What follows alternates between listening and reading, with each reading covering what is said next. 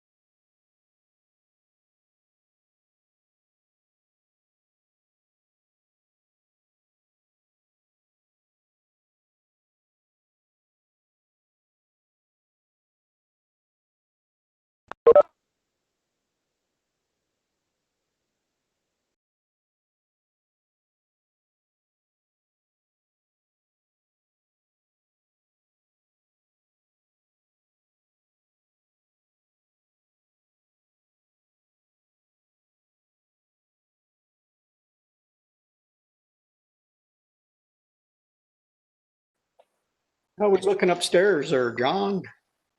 We're missing quite a few commissioners. Hold on 1 second.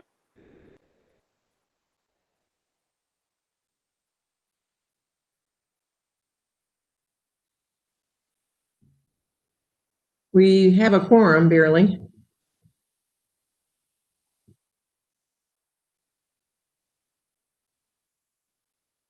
Brendan's getting in now.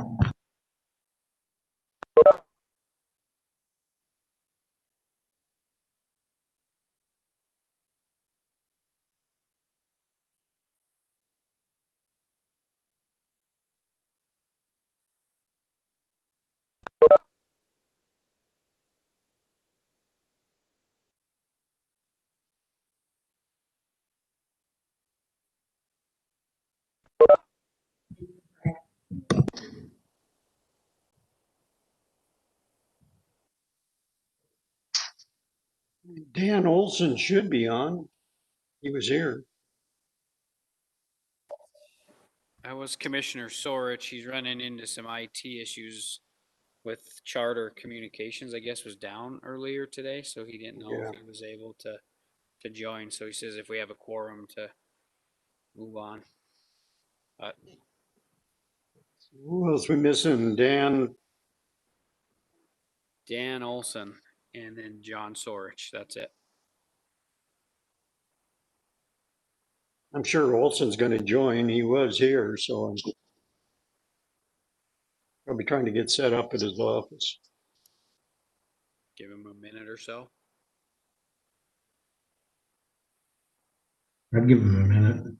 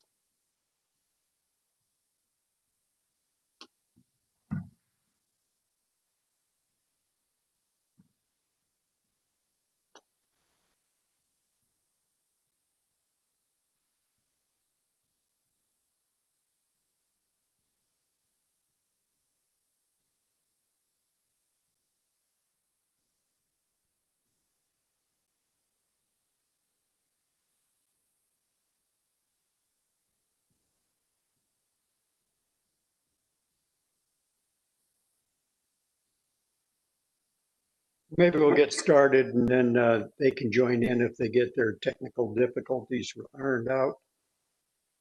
I'm going to call the Butte-Silver Bow Council of Commissioners regular meeting for Wednesday, October 7th, 2020 to order. Could we have roll call, please? Mr. Chief Executive, we have 10 present, 2 absent, Commissioner Olson and Commissioner Sorich. Okay, let the record show that they will probably be joining, but they are excused. Commissioner McDonough, would you like to lead us in the prayer, please? Almighty God, we implore you, look upon us and guide us this night as we make decisions which so greatly affect our community of Butte-Silver Bow. Direct our words, thoughts, and deeds so that we please you and best serve our fellow citizens. Amen. Commissioner Sorich is on too, Chief Executive. Okay, let the record show that Commissioner Sorich has joined the meeting. And so has Commissioner Olson. Okay, we're all here. Commissioner Olson is with us too. Next, we'll have the approval of the minutes of the September 16th, 2020 regular meeting. Commissioner Morgan. Thank you, Mr. Chief Executive. At this time, I'll make a motion that we approve the minutes of September 16th, 2020. Second. We have a motion made and seconded to approve the minutes of the September 16th, 2020 meeting. Is there anything on the question? Will everyone please vote? Anyone wishing to change their vote? Will the clerk please record the vote? Looks like we just need one more. There we go. Mr. Chief Executive, it looks like it is 12 yay, 0 nay. Motion carries. I do not believe we have any items not addressed on the agenda this evening.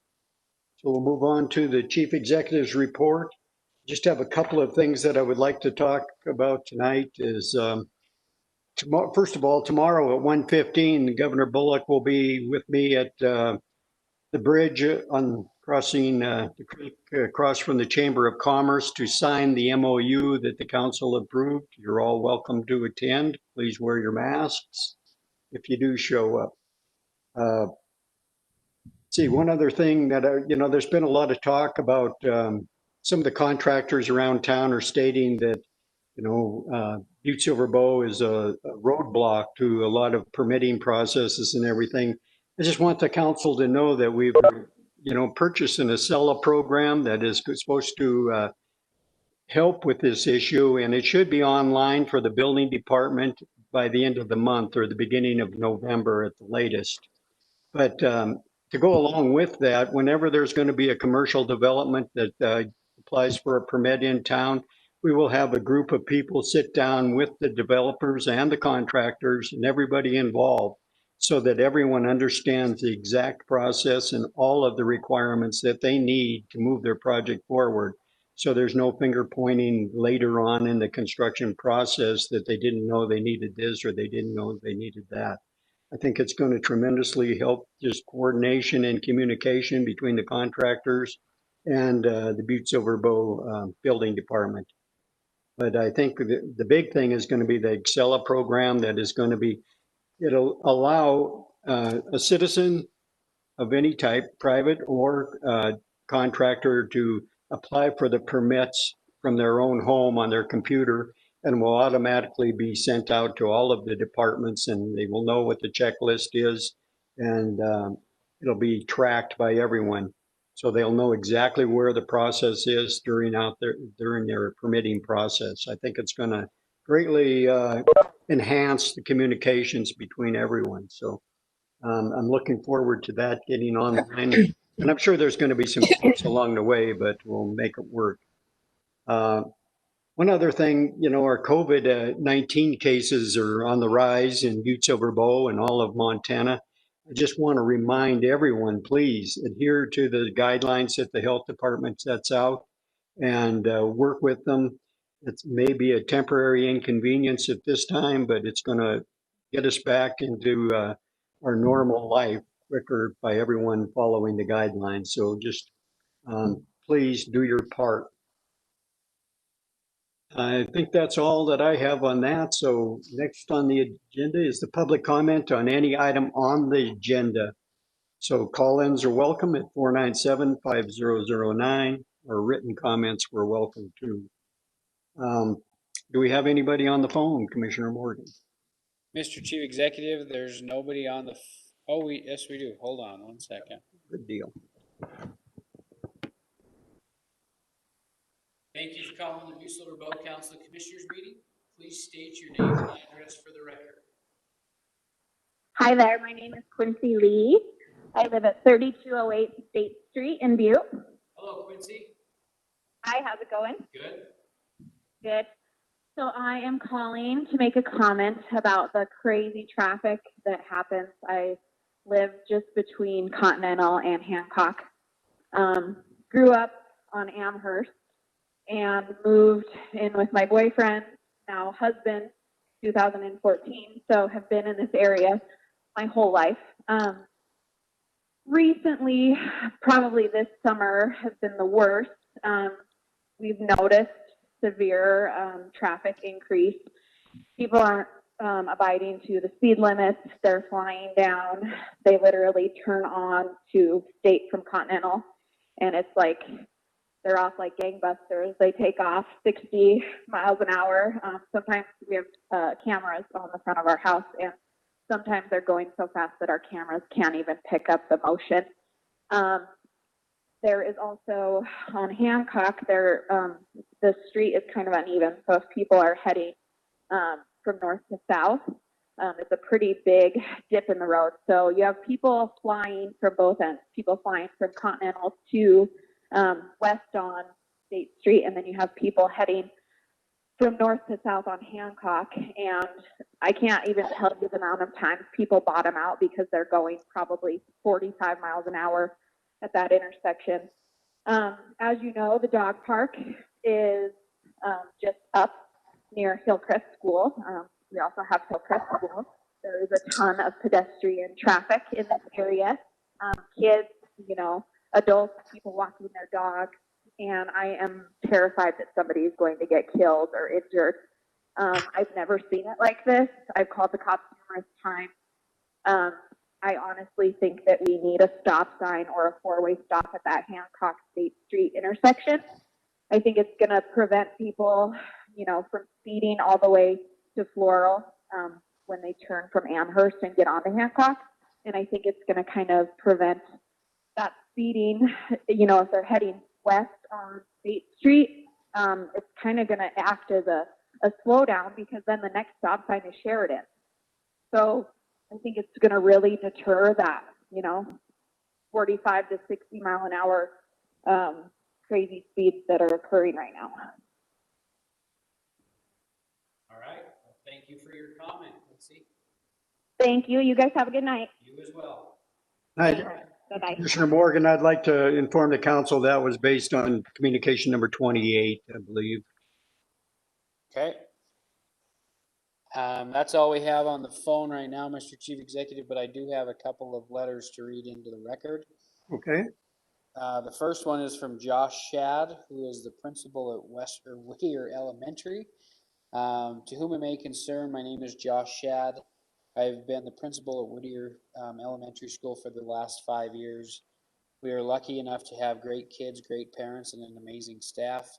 Whittier is usually home to about 450 kids on a daily basis.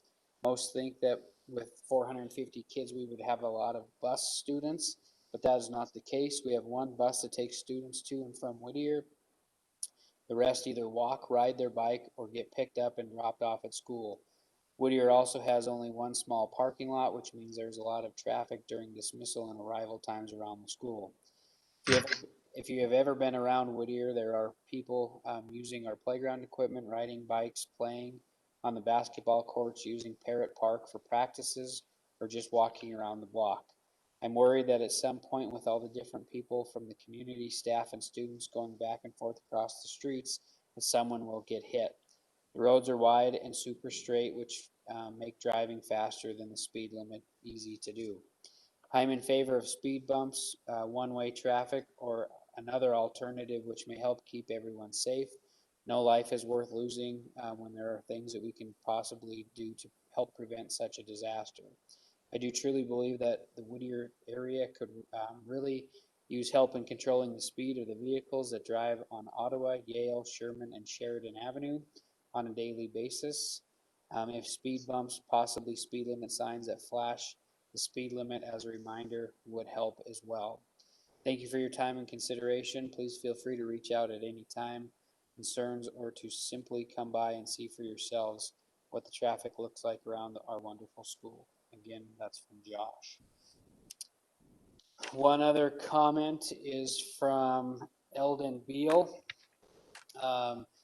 This public comment is to be cross-referenced with my new communication submitted today, which is 2020-387, and reference with my previous communication 19443 dated September 6, 2019. The poor and irresponsible decision and opinion by the Parks and Recreation Department regarding my communication 19443 has created more ongoing problems for residents living in around Emma Park. Let me say this, you don't live here and you don't see day to day, the night to night, what goes on, because some of the people working for Butte-Silver Bow return to their hoity-toity lives and could care less what happens. Try getting something done in this town lately has been ludicrous and is like pulling teeth. No one wants to get off their duffs to do their jobs, which their paychecks are being funded by taxpayer money.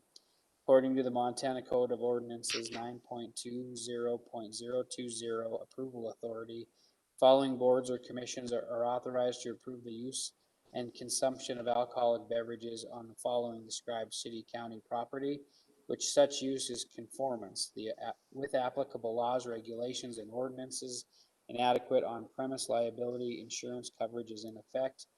BSB Parks and Rec, or BSB Parks and Regulations is not and has not been in conformance with applicable laws, regulations, and its own ordinance, chapter 9.16, purpose, in order to protect the health, welfare, safety, peace, and public order of the citizens of the city and county of Butte-Silver Bow, Montana. Parks and Rec is not licensed to allow and serve alcohol on a daily basis to allow and to contribute a disservice to the community of residents. We are fed up with the ongoing trouble that the city, county, council of commissioners, and Parks and Rec, and to include Action Inc., has let fester into violating our right to a quiet enjoyment of our properties. Without being threatened, and on multiple occasions, people from the park walking into my neighbor's home where they have small children. Just recently, we asked a Native American to pick up his trash. He threw on the ground and then walked over to the tree and urinated on it right in front of us. He then followed us to our houses across the street, threatening us and blocking my neighbor from entering his house. It came down to us having to retrieve weapons to protect ourselves. We didn't need this. We're tired of it and want change now and not a year from now, with wasted and senseless meeting to drag it out as always. If need be, we will file a lawsuit against Butte-Silver Bow, naming Butte-Silver Bow, the county attorney's office, Parks and Rec, for jeopardizing our health and safety. Again, from Eldon Beal. And there is one more on the, we're done. Thank you for calling the Butte-Silver Bow Council Commissioners meeting. Please state your name and address for the record. Mark Mariano. Hello, Mark. In 105 O'Brien Lane, formerly 1703 Whitman, Ave. Okay, go ahead. I am calling to say, me and my wife, who also lived at our prior residence, were pleasantly surprised that Ms. Cook also spoke up about the issues on George Street. We understand that when we last brought this up to the commission, the consent decree was still under construction and the planned park was a pipe dream. This park, as we know, is adjacent to our old neighborhood and George Street runs right through it. Now the consent decree is real and AR has promised the park. This park will exacerbate the issues with using George Street and specifically the alley section as a cross street. It will increase traffic both by kids and community members using the park as well as automobiles. We beg that Public Works works alongside Pioneer Tech and Atlantic Richfield to redesign traffic through the park and alley section of George Street as part of the planning for the park. This is a problem larger than can be fixed by the speed bumps, which were recommended. Fixing this is a long-term problem that cannot be fixed in a bubble. That's it. Thank you, Mark. Thank you.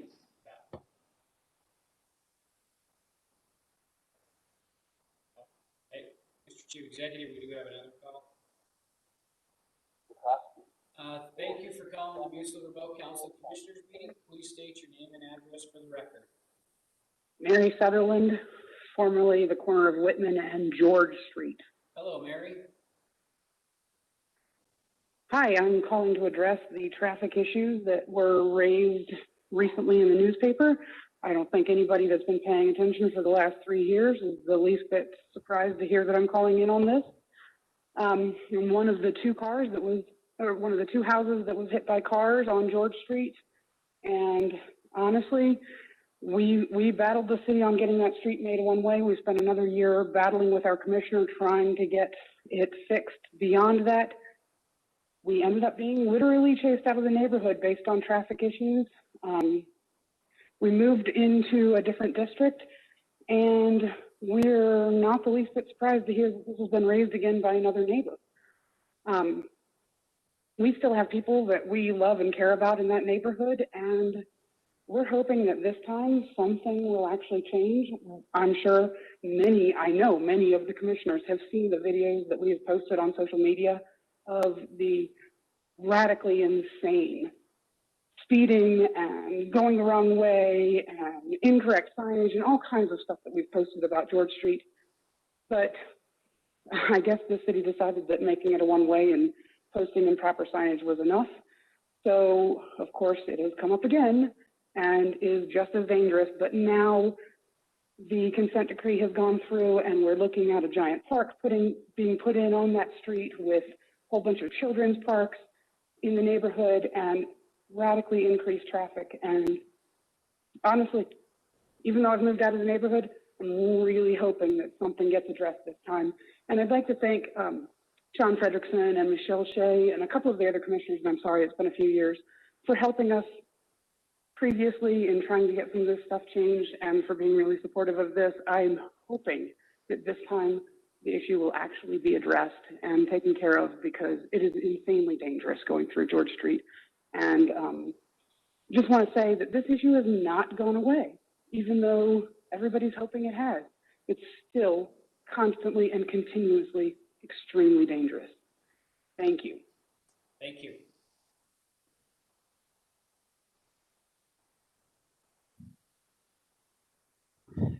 Mr. Chief Executive, that concludes all the phone calls that we have. Okay, thank you, Commissioner Morgan. Next, we'll go to section 1, bid openings, public hearings, and or presentations. Bid openings, number 1, communication number 2020-376. Public Works Director requesting Council of Commissioners schedule a bid opening for October 7th, 2020 for the 2020 road mill fill project. This project will rehabilitate South Alabama, South Colorado, South Dakota, and North Montana streets. County Attorney Joyce, do we have proof of publication? Mr. Chief Executive, there is proof of publication and it does appear to be in order. Thank you. Mr. Neary. Thank you, Chief Executive Palmer and Commissioners. For the record, I'm Mark Neary, Public Works Director. We only have one bid to open tonight, and it's from Hoffman's R&M Services in Butte.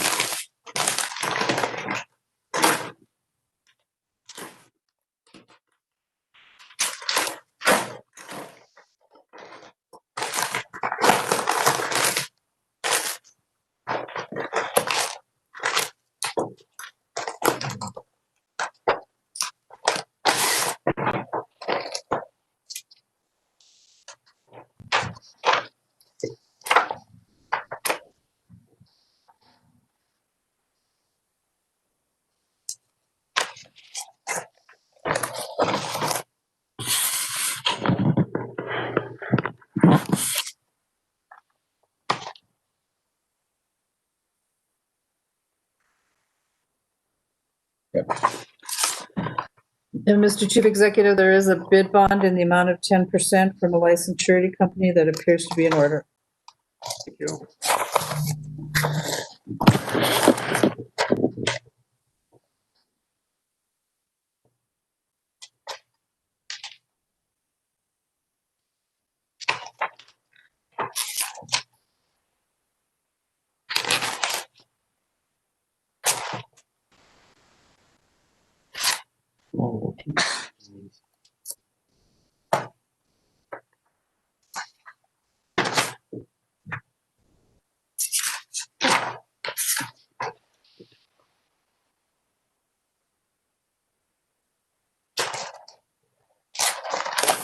Mr. Chief Executive, the total price is $328,751.57. $328,751.57. Did you have an engineer's estimate on this, Mark? Yes, 581 even. Any questions for Mr. Neary from the council? Commissioner McDonough. Thank you, Mr. Chief Executive. Who the bid was from? I'm buffering again. Yes, it was Hoffman's R&M Services in Butte. Okay. Thank you. Commissioner Morgan. Thank you, Mr. Chief Executive. At this time, I will make a motion that we refer the bid to the Public Works Department and await their approval. Second? We have a motion made and seconded to refer the bid to the Public Works Department for a report back to the council. Is there anything on the question? Will everyone please vote? We're just waiting for the poll to come up, Mr. Chief. Oh, okay. I'm getting ahead of myself. There you go. There it is. Okay, will everyone please vote? Anyone wishing to change their vote? Commissioner Shea? You're on mute yet? Still on mute, Commissioner Shea.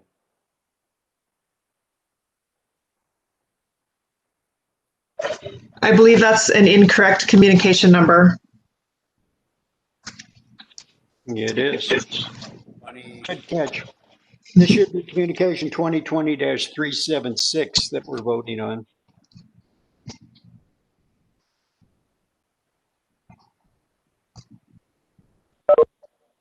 There you go, Mr. Chief Executive. Okay, thank you, Commissioner Shea. Will everyone please vote? Anyone wishing to change their vote? Will the clerk please record the vote? Looks like we're still waiting for 2.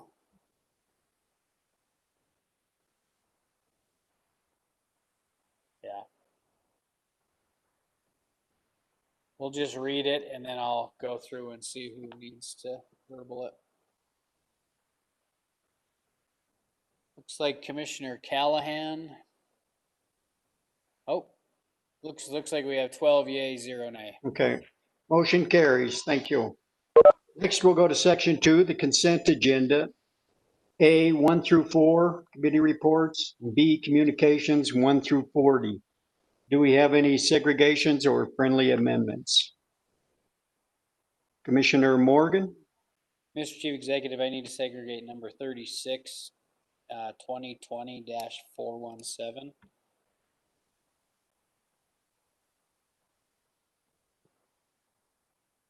Okay, Commissioner Shea. Thank you, Mr. Chief Executive. I would like to segregate number 21, Communication 2020-402, and number 28, 2020-409. Okay. Any further Commissioner McDonough? Thank you, Mr. Chief Executive. I'd like to segregate number 1,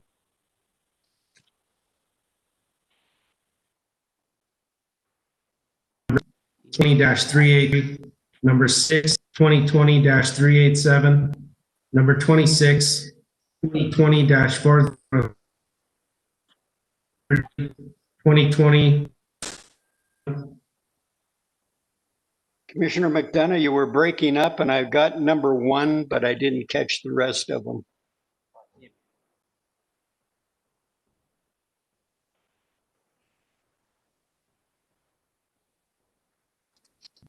You can't take mine though.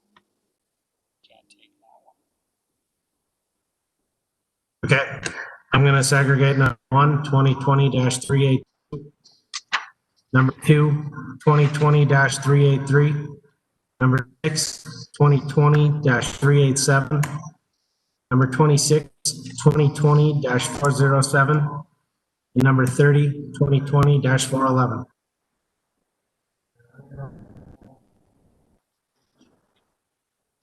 Hopefully it'll work, so I'll need 1. Okay. Commissioner Morgan, were you going to segregate number 18 for me? Yes, Mr. Chief Executive, and number 18. Okay, cool. Are there any others to be segregated? Okay, we'll just give Commissioner McDonough 1 minute to get back on there.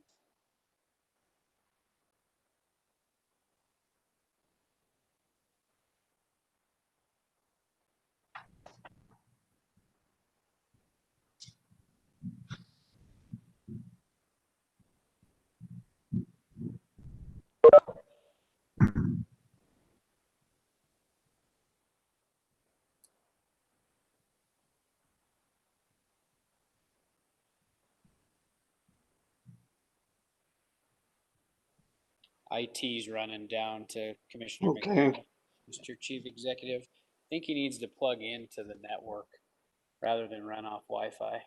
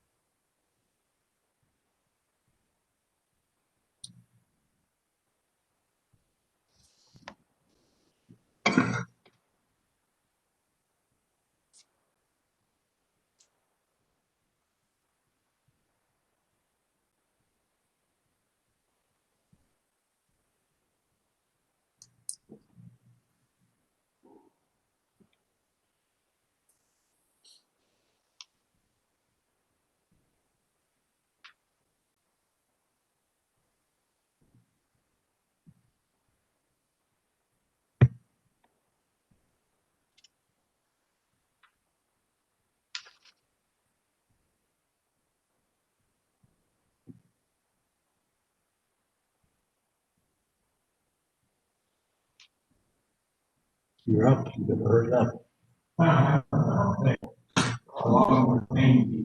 I'm just kidding you.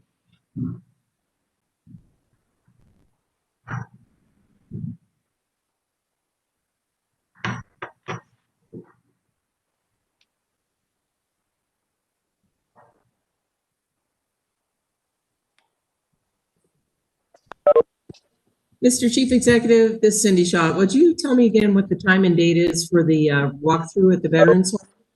I missed that earlier. The walkthrough at the Veterans Home, I think it's, the governor is going to tour it tomorrow with some of the veterans, but I think it's very limited on the number of people that they're allowing. Oh, And I don't know if it was a public invite or not, but I think it's at 12 o'clock tomorrow. okay, thank you.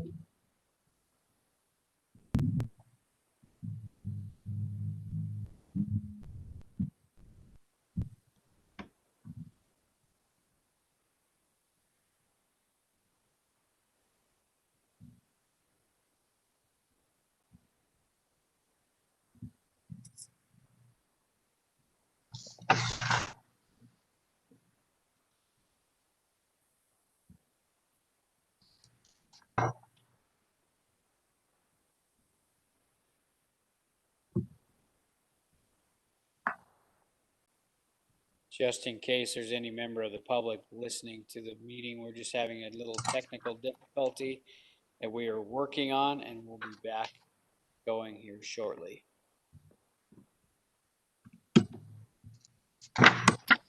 I just have a little comment about anything electronic. You shouldn't trust anything electronic that doesn't have a wire attached to it. So I agree.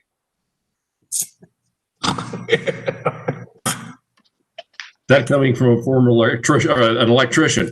It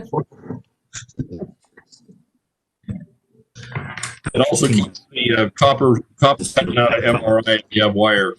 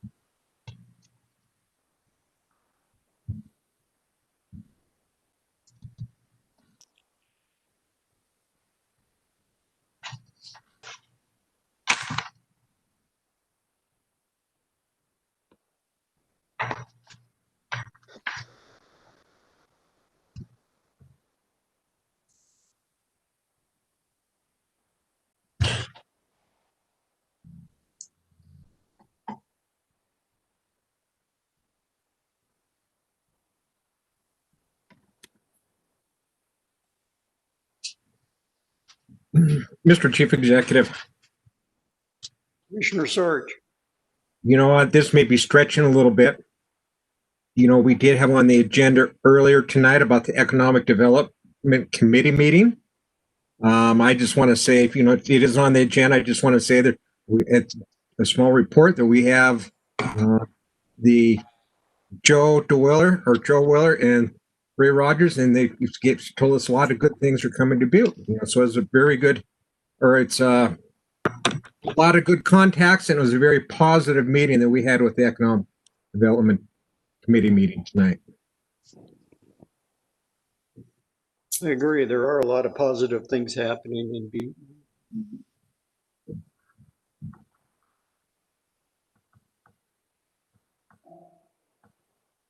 IT temperature. They couldn't get it either. If you want, just sit right here.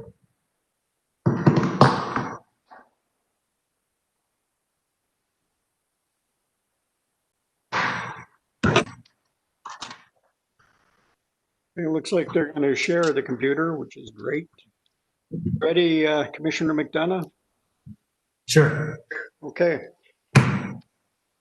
And Commissioner Morgan.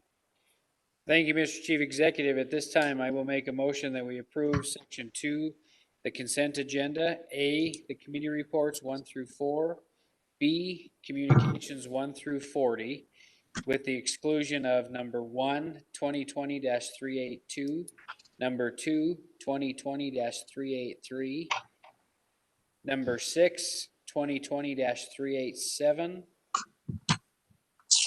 number 18, 2020-399, number 21, 2020-402, number 26, 2020-407, number 28, 2020-409. Somebody could check me on that one. And number 36, 2020-417. I believe there was a number 30. Oh, and number 30, 2020-411. Second. Okay, we have a motion made and seconded to approve the consent agenda A 1 through 4 and B 1 through 40, exclusive of number 1, number 2, number 6, number 18, number 21, number 26, number 28, 30, and number 36. Is there anything on the question? Will everyone please vote? Anyone wishing to change their vote? Will the clerk please record the vote?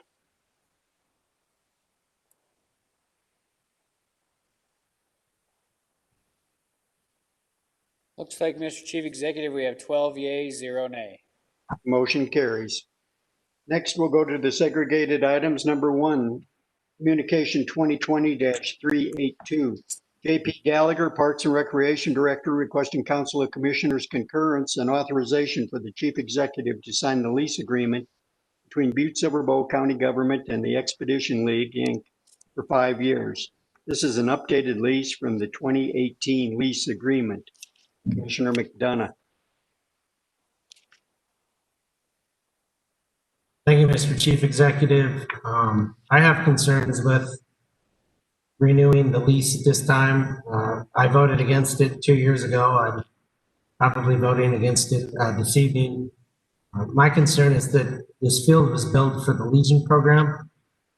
You know, when we were at Tech with Alumni Coliseum years ago, the pledge was made that the field was designed for the American Legion program and our local kids.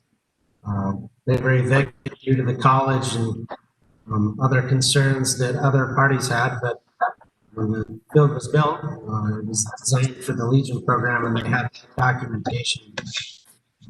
Now we have a new field. Obviously, it's a beautiful field and facility. Hopefully we can grow a Legion program here in Butte. I would like to see more discussion or see if, you know, I read through the lease agreement. It talks about roughly 4 hours during the day plus the game time for field use. And that would lead me to be concerned about time on the field for the Legion program if we had another team. A double A and an A team again, like we used to have always. And then other events on the field that are allowed in the agreement, and an agreement between the proposed league, the Expedition League, and the Legion for concession stands, because as we all know, the Legion starves to raise money in a local community, just like every nonprofit. A lot of their ability to raise money to support the program is based on their concession stands. In the contract, it doesn't seem like that's fleshed out, that the Legion program has the concession stands, at least for their games. I could be misspoken on that. It could be delineated that each has their own concession sales, but I'd like that flushed out. My other concern is that we beat the first team in again, and we don't have any other committed teams in Montana. I'd like to see if we, can work together and have a full discussion with the Legion program. I've heard from some, maybe it's been discussed at other levels, but again, the concern is field time and the use of the facility that was built for local kids. So if there's any other discussion, I'd be up for discussion. I know that the two owners are here in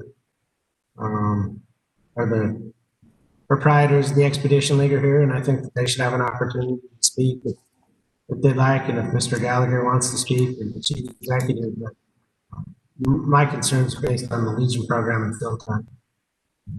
Thank you, Commissioner McDonough. On the line tonight are JP Gallagher, Parks and Rec Director, Steve Wagner, and Dane Wagner. Maybe JP, you can go first if you would. Yeah, thank you, Chief Executive Palmer, Commissioner McDonough.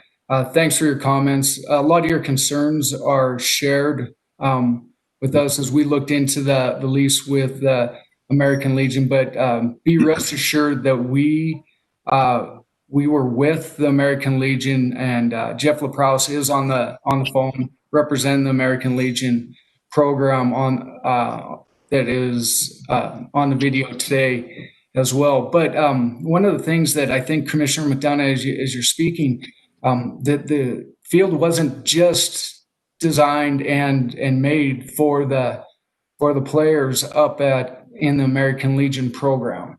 The Dennis and Phyllis Washington Foundation dedicated $1 million to the design and development of a park that was to be used for multiple uses.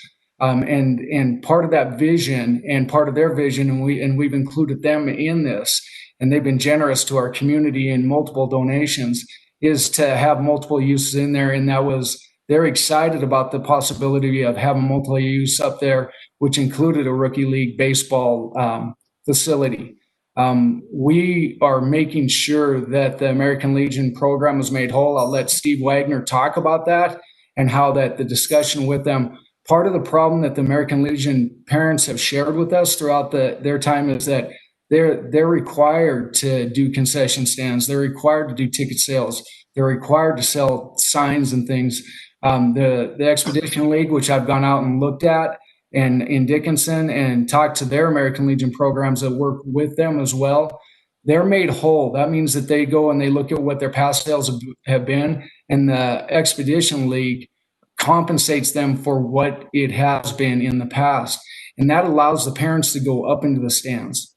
We happen to have two fields up at Copper Mountain, one that we had been using prior to the Three Legends Stadium being put into use. They can be used for American Legion, but we don't anticipate that they'll ever have to do that, but there may be times where they have to practice there. So I'm going to turn this over to Steve Wagner, and I'd also like for Jeff LaProuse to weigh in as well, because I want people to be rest assured that the American Legion has been well represented. I've included them in every single conversation.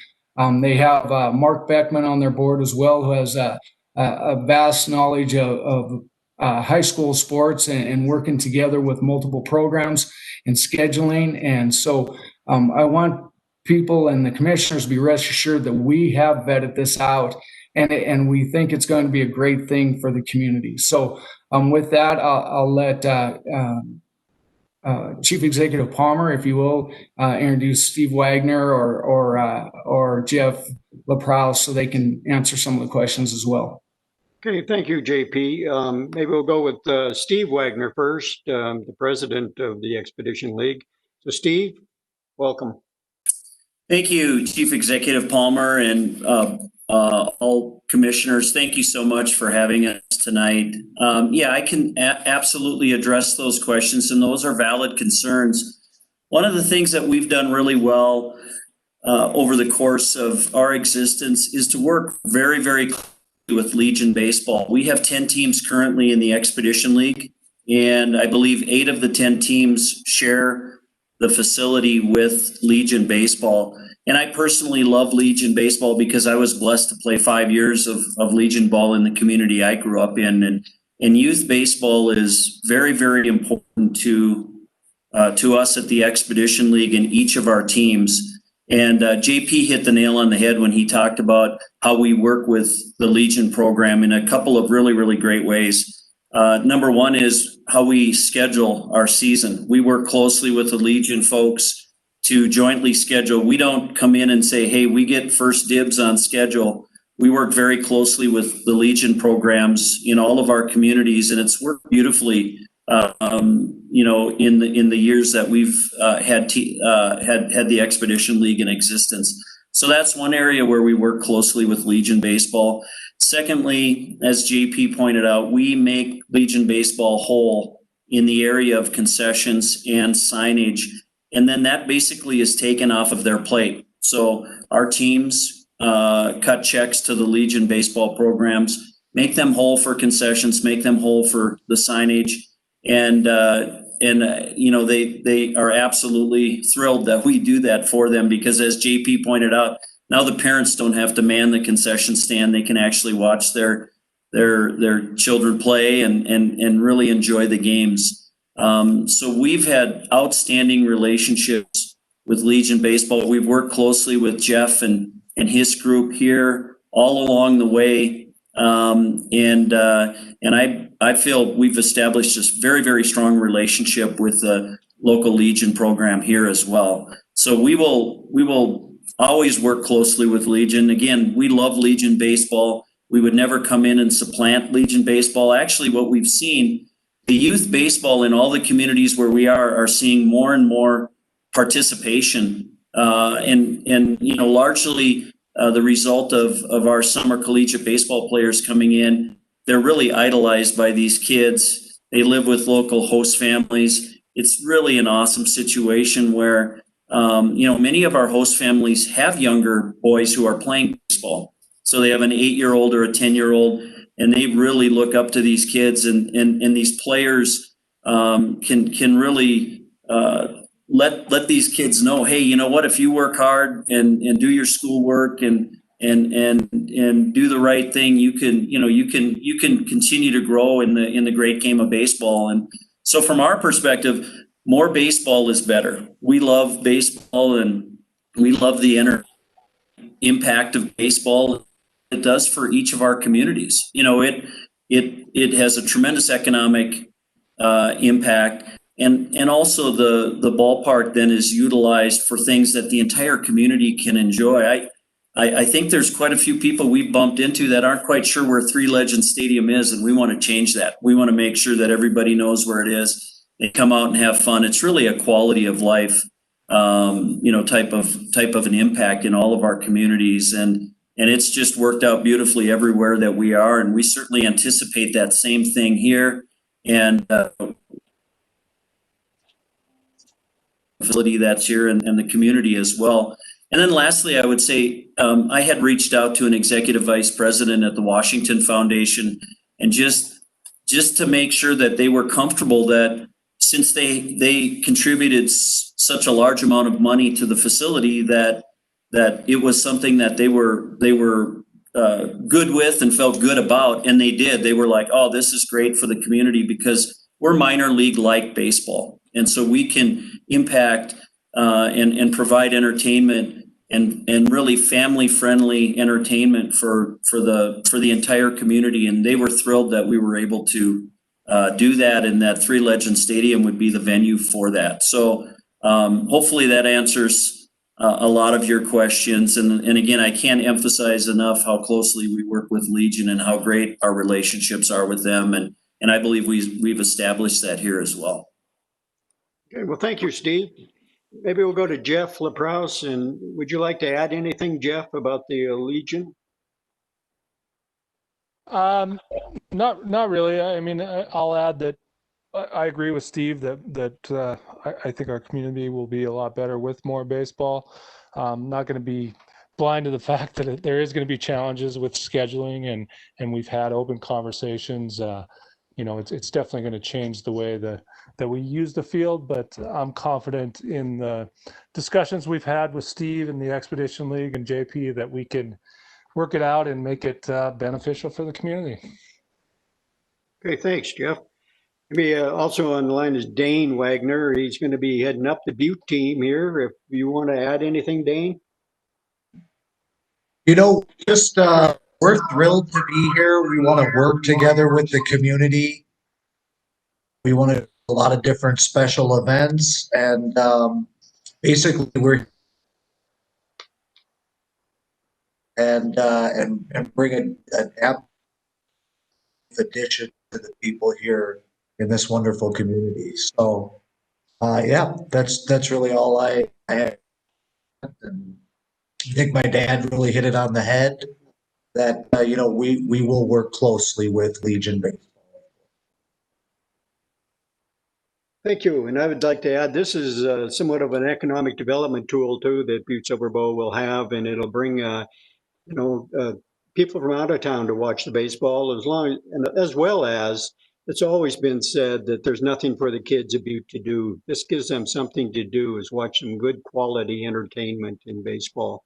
I remember going to watch the Butte Copper Kings, and it was enjoyable, and a lot of those people moved up to the big leagues, and it's always great to be sitting at home and watching them play in the big leagues after they've been here a player and starting out in Butte, Montana. So it's something to look forward to, and I'm excited for it. And I just think that we've got to give it a chance. Any of the commissioners have any of the questions for any of the people that spoke this evening? I don't see any hands, so, Commissioner Fisher, do you have your hand up? Thank you, Chief Executive Palmer. I'd just like to say I concur with what you said. I concur with JP. I think it's a good idea for Butte. I mean, baseball's kind of died off, and I think this is a great reintroduction for young people to get into, and I think it's a great idea, and I think we should move forward. Thank you. Okay. Commissioner Olson? It's not often that Commissioner Fisher and I agree on something, but I agree. I think it's a great way and get more baseball being played in that stadium. More things in Butte. I think it's a great thing, and it's great that it's working out for the Legion. I think it's all pluses all the way around. Win, win, win, win situation. Thank you. Commissioner McDonough? Thank you, Mr. Chief Executive. My comments raised certainly aren't against investment or providing entertainment in our community or an investment in our field. My concerns are for the youth that were misplaced because the field that they had no longer exists. And at the time, during college, when I was a tech, I was the groundskeeper for Butte-Silver Bow, and the Copper Kings and the Legion shared the same field. On the outside, the agreements were that it was absolutely shared use facility, and the reality was that they were both at each other for scheduling and playing time for 4 years. So, I mean, if we feel that we have that fleshed out and the Legion's on board and our kids have a good opportunity, I too would welcome baseball. If we, as long as our local kids that have the first crack at schedule and need to use the facility, because I think in my mind, that's why the investment was made locally to build it. Yeah, thanks to the Expedition League, if they want to invest, I'm certainly not against investment or more opportunity for our community, but, I always lean to check out or find out the best interest of our youth in our community. We've lost opportunities in the past, and I just don't want to see it happen in the future. So with that, I'll make a motion to concur and place on file. Second. I have a motion made and seconded to concur in the request in communication 2020-382 and place the communication on file. Commissioner Shea.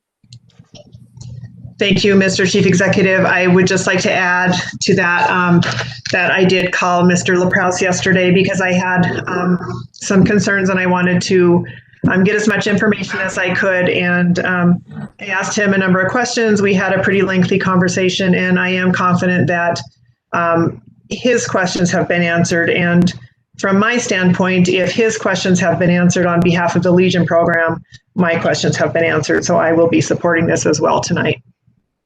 Thank you. Any other commissioners have anything on the question? Commissioner O'Neill. No questions, just mainly comments. Definitely appreciate the opportunity for Butte, Montana. I mean, of all the negative things we have going on, this is a definite positive things. I just one request. I hope to have the baseball cups with the slushies in them, the upside down little plastic things. So if that's a thing, then I'm definitely all in. So again, thank you for that. I'm excited to see this move forward. French fries, not slushies. Now he's saying slushies, but we know it's something else. Anything else on the question? Okay, will everyone please vote? Anyone wishing to change their vote? Will the clerk please record the vote?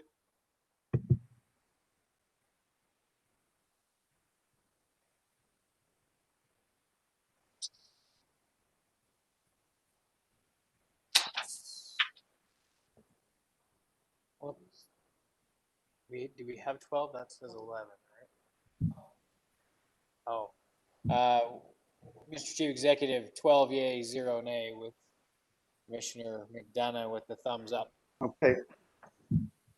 Motion carries. Thank you. Play ball. Can I just give one comment? Just tomorrow there's going to be an announcement with the Expedition League at noon up at Three Legends Stadium, announcing that they're coming to Butte and they've opened up offices. So I just wanted to invite everybody as well. So thank you for that. When is that, JP? That's at noon tomorrow up at Three Legends Stadium. Thanks. All right, thank you. Hope to see everyone there. Next, we'll go to communication number 2, communication 2020-383. Crystal Cook, Butte, Montana, requesting Council of Commissioners to consider placing speed bumps from Oregon Avenue to just past Lowell Avenue on George Street. It is right by a grade school where kids are attending classes. Commissioner McDonough. Thank you, Mr. Chief Executive. In regards to George Street, we're all probably familiar with the history that I've been on the council now 8 years. We had 2 call-ins regarding Miss Sutherland's house and Mr. Mariano's house on George Street at the time. About 6 years ago, myself and Commissioner Walker, at the request of Miss Sutherland, put in a request to have George Street reviewed for a one-way. We did that review. We paid for a professional traffic engineer out of Helena to review the street, and they came back with a full-fledged report in regards to traffic. Traffic engineer directed Butte-Silver on the operation and how we should sign the area. The issue resolved once it was turned into a one-way. Since over the have to break the law, they go rolling through the speeds or the stop signs. They speed. We've been told by the Public Works Department numerous times that speed bumps and other methods that were used in the past are no longer either legal or acceptable. We've been told that speed bumps are not legal and that they won't be placed in the alley. The issue with George Street goes back a lot further. You know, a lot of the residents started being constructed in 1912, and if you look at history, the first Model T that came off the line was 1913. So homes were being built in the area long before traffic concerns, were thought of. It seems to keep coming back to this council and this government body that we've created the problem on George Street, which I don't think is the case. We can refer it to the Public Works Department as noted on the recommendation, but I've sat through numerous Public Works meetings where we've talked about the challenges with stop signs. We have several of those communications on the agenda tonight that Butte-Silver Bow, every request we've had in the last 6 years, as we all know, this on the council. It's hard to swallow, but all of the requests for stop signs have been denied, I think. I don't think that we've granted one because we just don't meet the traffic counts in the residential neighborhoods or on the other thoroughfares that are defined by the Montana legislature, Montana code annotated by ordinance. So I know that we have several of these on the agenda tonight, and I know that we've had requests before. Mr. Mariano and Ms. Sutherland brought forward the issue of speed bumps about 4 years ago, 3 or 4 years ago, I believe. The discussion of the consent decree was starting, and there was a design meeting by Atlantic Richfield in the community where they thought that they were going to remove George Street, which wasn't the case. But there's been some information, some emails that have gone around today. I know the reality. I think we all know the reality that we're not going to put a speed bump in on George Street, but unless the law changed in the last month, and I'm not aware of it, we're going to send it back to the Public Works. But I just want to make those comments on the record because every week now it seems we get an issue of people that willingly break the law, and I think that it has been identified that it's a law enforcement issue, that hopefully we can get out and write more tickets. Maybe the only solution to these problems that we have on our agendas now, traffic and speeding and safety, is to quadruple a speeding ticket fine in a school zone and hire 3 more traffic cops. And I'm not joking when I say that. I'm not saying that facetiously. Maybe that's our only solution. We look to triple or quadruple speeding fines in our community and hire more staff to write tickets. So with that, I'll follow Chairman Morgan's recommendation to refer it to the Public Works Committee. Second. We have a motion made and seconded to refer communication 2020-383 to the Public Works Committee. Is there anything on the question? Commissioner Olson? Thank you, Chief Executive. I think some of the issues that have come up on this and other items on the agenda tonight, it seems to be a problem that speeding in general is a problem throughout the area. I guess I think maybe it's time for the Public Works Department and the Public Works Committee to maybe start looking outside the box and see if there's a different way to skin this cat. I think Commissioner Frederickson had gotten some information about different ways to control traffic without speed bumps. That's the kind of thinking we need, is something that will work and still be legal and effective. So that's just my comment. I will be voting to put this back in Public Works. Thank you. Commissioner Morgan. Thank you, Mr. Chief Executive. I just wanted to say a couple of quick comments regarding the traffic and all of that. I mean, we did try something with the one-way and that type of stuff, and if that's not working or not helpful, maybe the Public Works Department needs to explore the possibility of just closing the street down completely I know that's gonna cause issues in other regards, but I mean, if all it's gonna take is a couple of speed bumps to correct that issue, I personally don't see it. I'm not a traffic engineer by any means, but maybe we need to take a more drastic measure and vacate the street, and if it's that unsafe. So something to think about, but just throwing it out there. Okay. Somebody else, Commissioner Mankins. Thank you, Chief Executive Palmer. I know that Mr. Neary was on the line, and I mean, I don't mean to call him out at this point, but I would just like to clarify with the speed bump also that Commissioner Morgan has stated that Commissioner Frederick has some different ideas. At this point, I was wondering if he could share those again with the group that's here. Because if we keep on going back and forth with this, that I believe Mr. McDonough was correct on stating that we can't put speed bumps in, and that really isn't a solution. I'm kind of wondering why we're continuing pushing this into, as Mr. Fisher would say, kicking the can into another committee that's just going to waste more time with this right now. So with that, I guess I would like to hear from Public Works Director Neary and Commissioner Frederickson, if that's okay. Mr. Neary, we'll let you go first.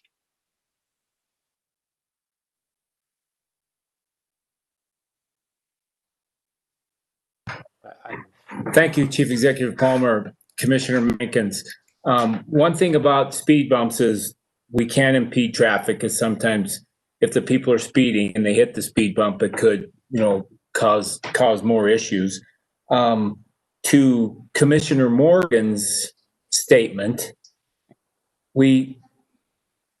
Casey Street and Cobbin Street aren't designed to take on that traffic on George Street. That's why I think all the years prior to me even being here is one way was the only way that we could go, because we still need that street for the traffic.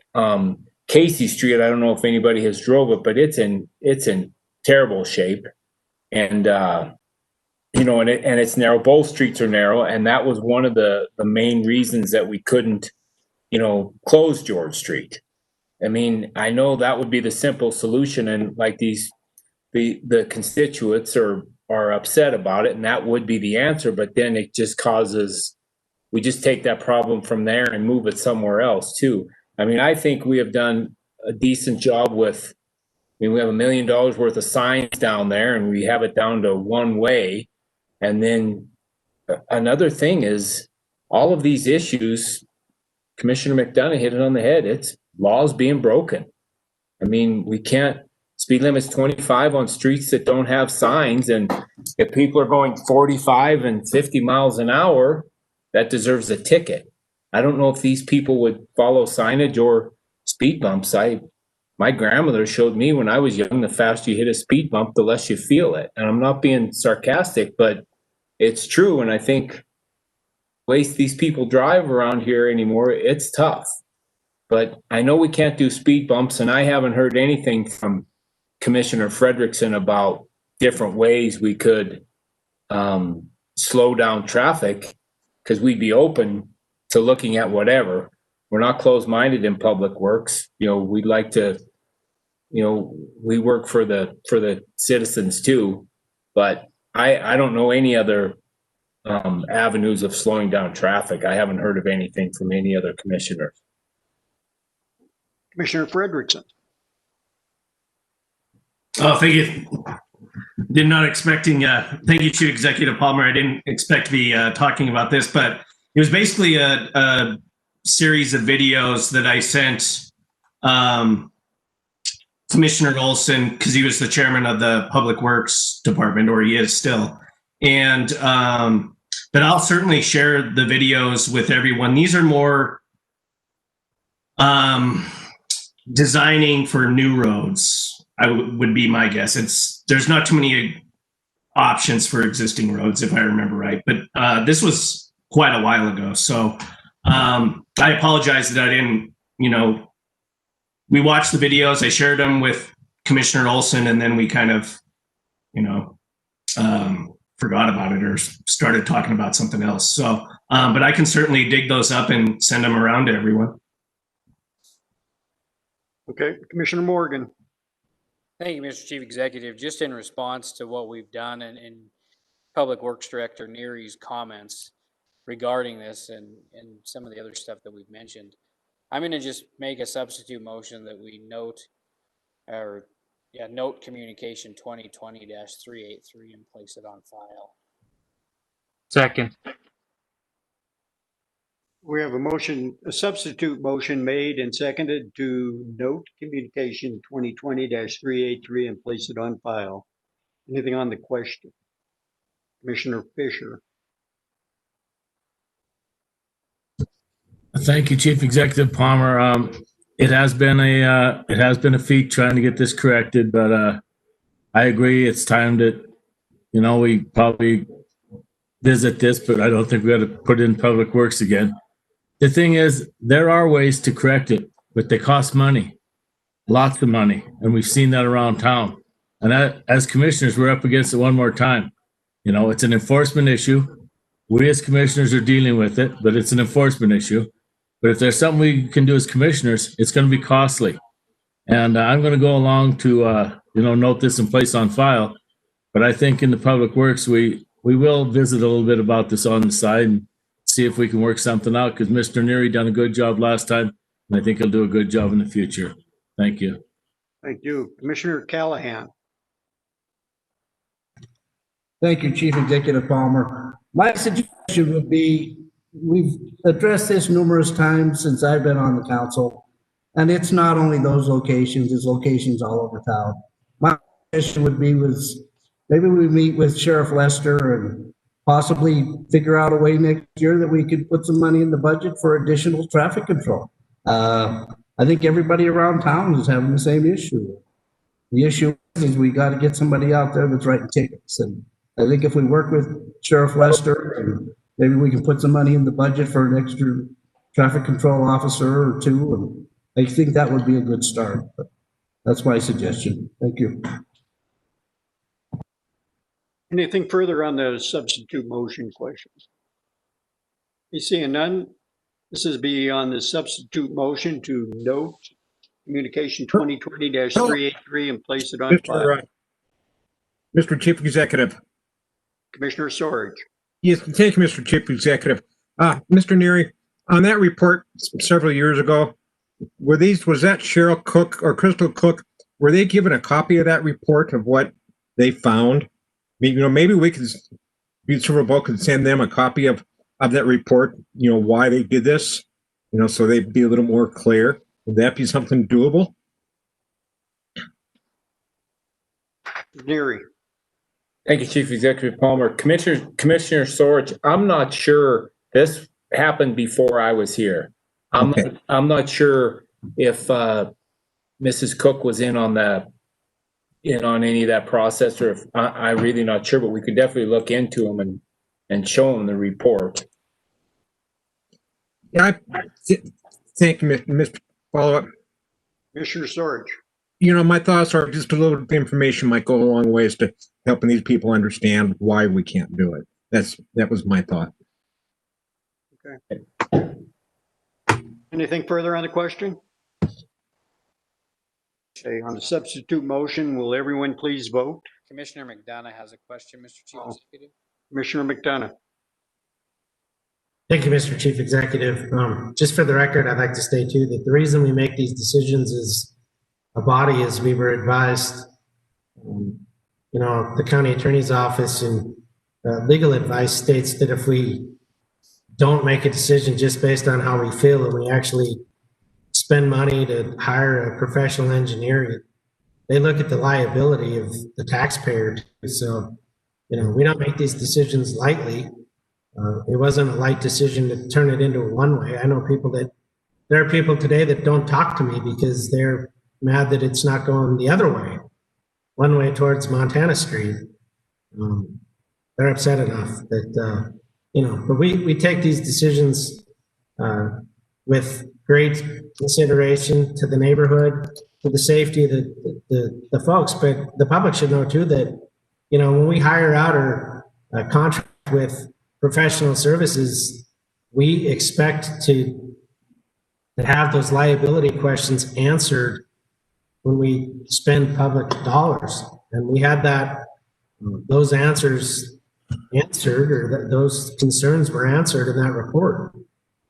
It's not because we just wanted to turn it into a one-way and go one way or the next.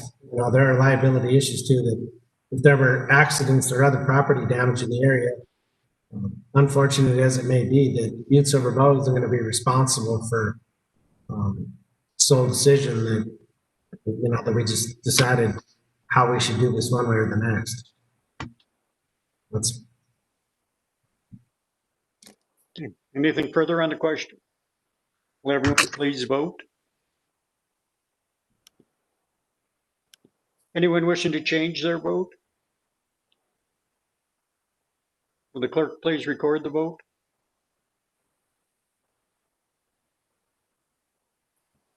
Commissioner McDonough, we need your vote. Looks like a thumbs up. 10 yay, 2 nay. Motion carries. Next, we will go to communication number 6, communication 2020-387. Eldon Beal, 315 South Dakota, requesting Council of Commissioners to amend, change, and add Emma Park into Chapter 9.16, park restrictions, and 9.20, use of alcoholic beverages on city-county owned property. These two chapters have been in effect since 1987 and have been enforceable but not enforced. Commissioner McDonough. Thank you, Mr. Chief Executive. We've talked about this in the Judiciary Committee, and we referred it to the Park and Rec Board, and I believe that Mr. Gallagher and the Park and Rec Board, Mr. Gallagher came back and gave us a report that said that we weren't interested, or, you know, the Park and Rec Board is not interested in closing the park for alcohol, because if people want to have picnics or barbecues, or if we wanted to bring back lunch in the park, or other events where people have responsible use. If everyone's not familiar, 9.16 was the prohibition of alcohol at Muro Park, which is now the new Northwestern Energy Building, the bus transfer station, and I believe there was one other, the Civic Center.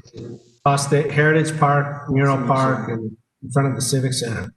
But I thought, if I'm not mistaken, I think that we've already noted and placed this communication on file, and I'm not sure procedurally, but should every month be voting on the same procedure? Did we not, as a body, take action on this already 2 months ago?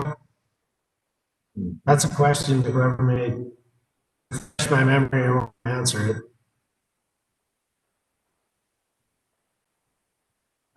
Mr. Gallagher, would you like to comment?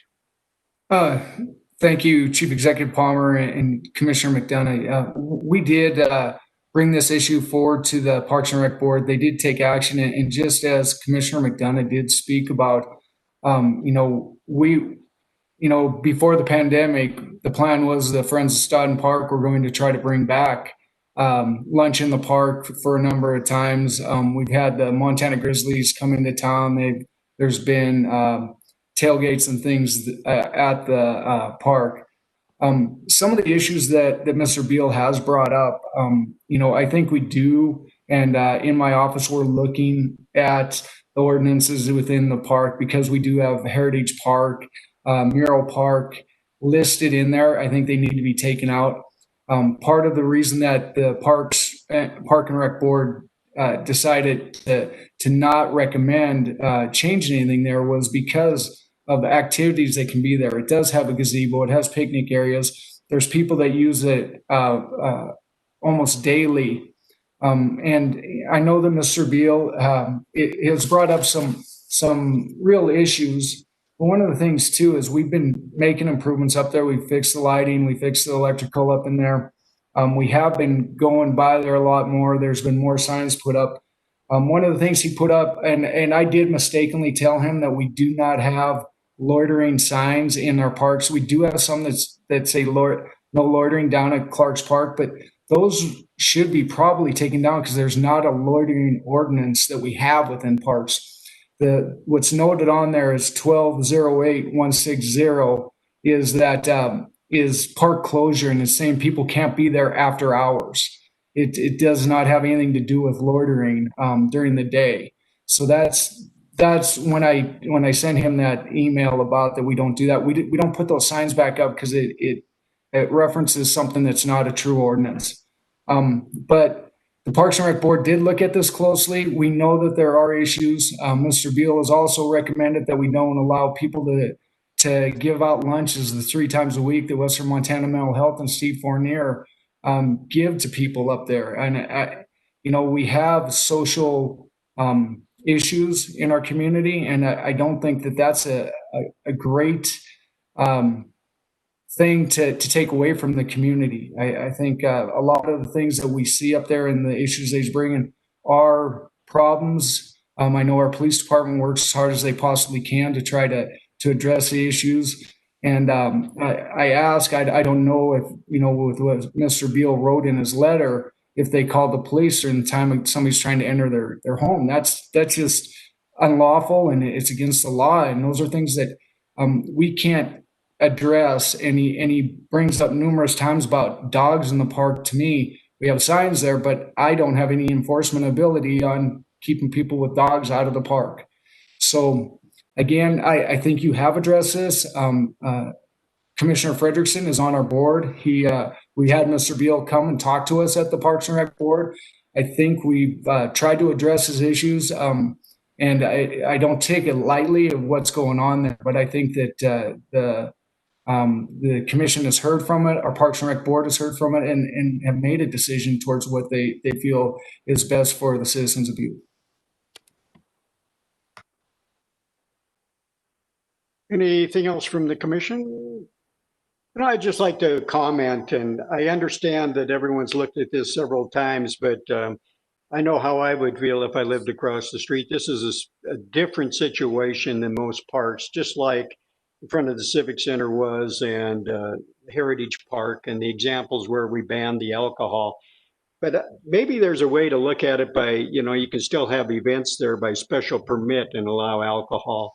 But this park does get a lot of transients because of the location, especially being close to the homeless shelter and Action Inc. And I think that it is a problem when people are drinking and passing out. It's not like you're just having a little family picnic there. I think it's a little bit different, and maybe we shouldn't just close the book on it and say, no, we're not going to ignore this situation. I think that we can continue to look at it and maybe use a special permit for, like, if the Grizzly football team wants to be there. I don't know. It's up to the council to decide here on what they want to do with this communication, but I almost think that maybe we shouldn't close the book yet. So I just haven't said that. Commissioner Fisher. Thank you, Chief Executive Palmer. I think Mr. Beal had a lot of good points, but the letter that Chairman Morgan read at the beginning of our meeting tonight shows his frustration, but it also shows his lack of empathy for us as commissioners trying to get things done. Saying people got to get off their duff. And I mean, there's some pretty harsh words in that if you think about it. We've worked real hard with Eldon Beal. I mean, he's come to a lot of meetings. We've worked with him. And that letter he wrote to us, it isn't working together. It's his frustration coming out. And that's what's wrong in the world today. One person gets frustrated, the other gets frustrated. We don't get nowhere. So I think if we really want to work together, we got to go back to square one. And we did confront this issue, and we made a decision. And it's an enforcement issue now. And just like the last issue we just talked about, we're having some enforcement issues and growing pains in Butte-Silver Bow. And it's time that we address them a little differently. But writing a letter like he wrote at the beginning of this meeting tonight didn't set very well with me. So I am with the idea that we've confronted this issue and it's an enforcement issue. And if we got better ideas, let's bring them up. But derogatory remarks towards our county employees and us as commissioners does not set well with me. Thank you. Any other comments from the council? Commissioner Sorich. Thank you, Mr. Chief Executive. And I too agree that this is probably more of an enforcement issue. And by putting signs on there, I'm not sure, I think there's probably already laws out there, that could be enforced.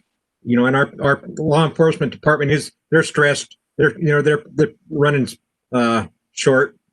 I'm just not sure by putting more signs or making it's going to stop anything, because there's already laws out there that should be able to, get these people out of there, that where they're drunk and disorderly, and they just can't get there at this time. So I'm just not sure that by putting another sign up is going to solve the whole issue.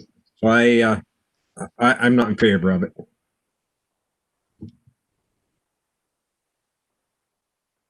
Okay. Commissioner McKay. Thank you, Mr. Chief Executive.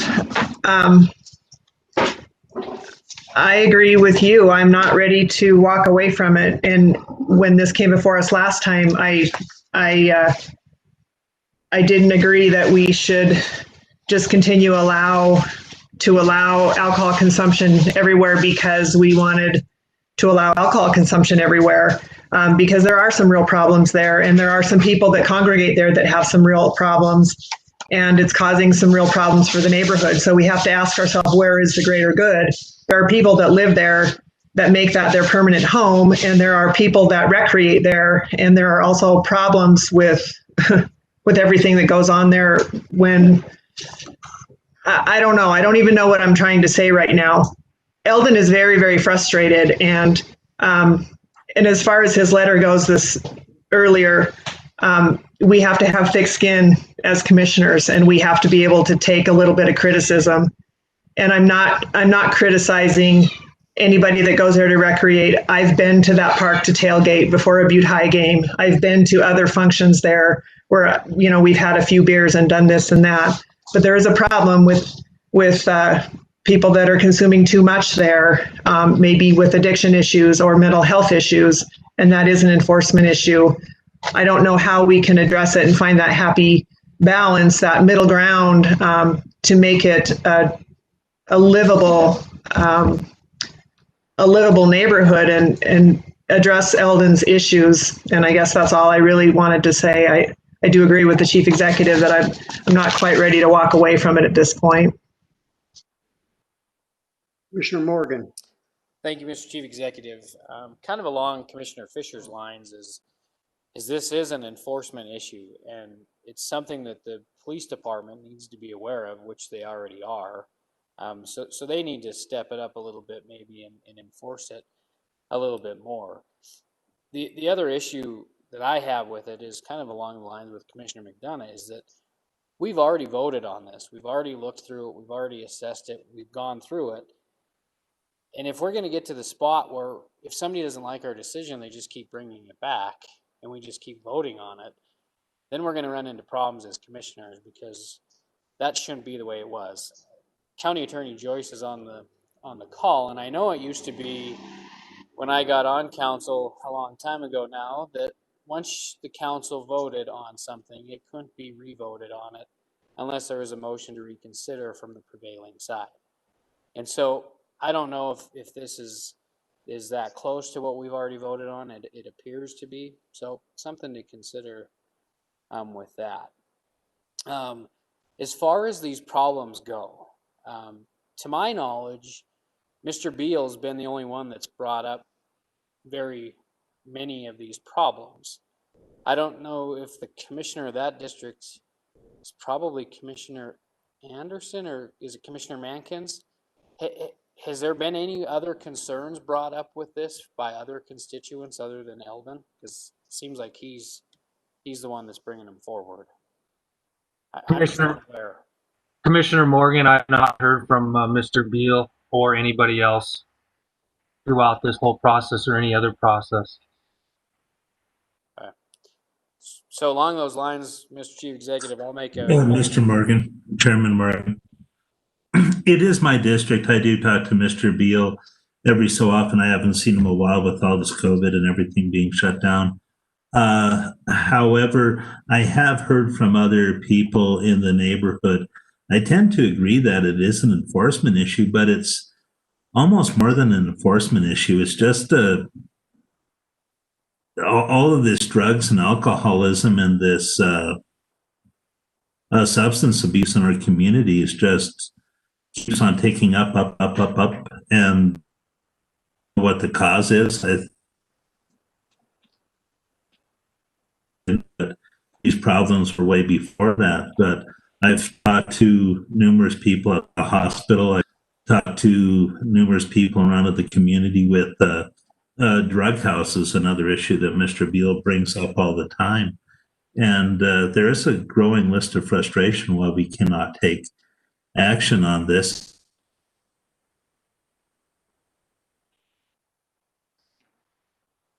I see them dealing with these every day. Every day, I have 2 officers in the emergency room at the hospital dealing with a Mr. Meth Head or a heroin overdose or a drunken disorderly. So it's easy to throw them under the bus, but we need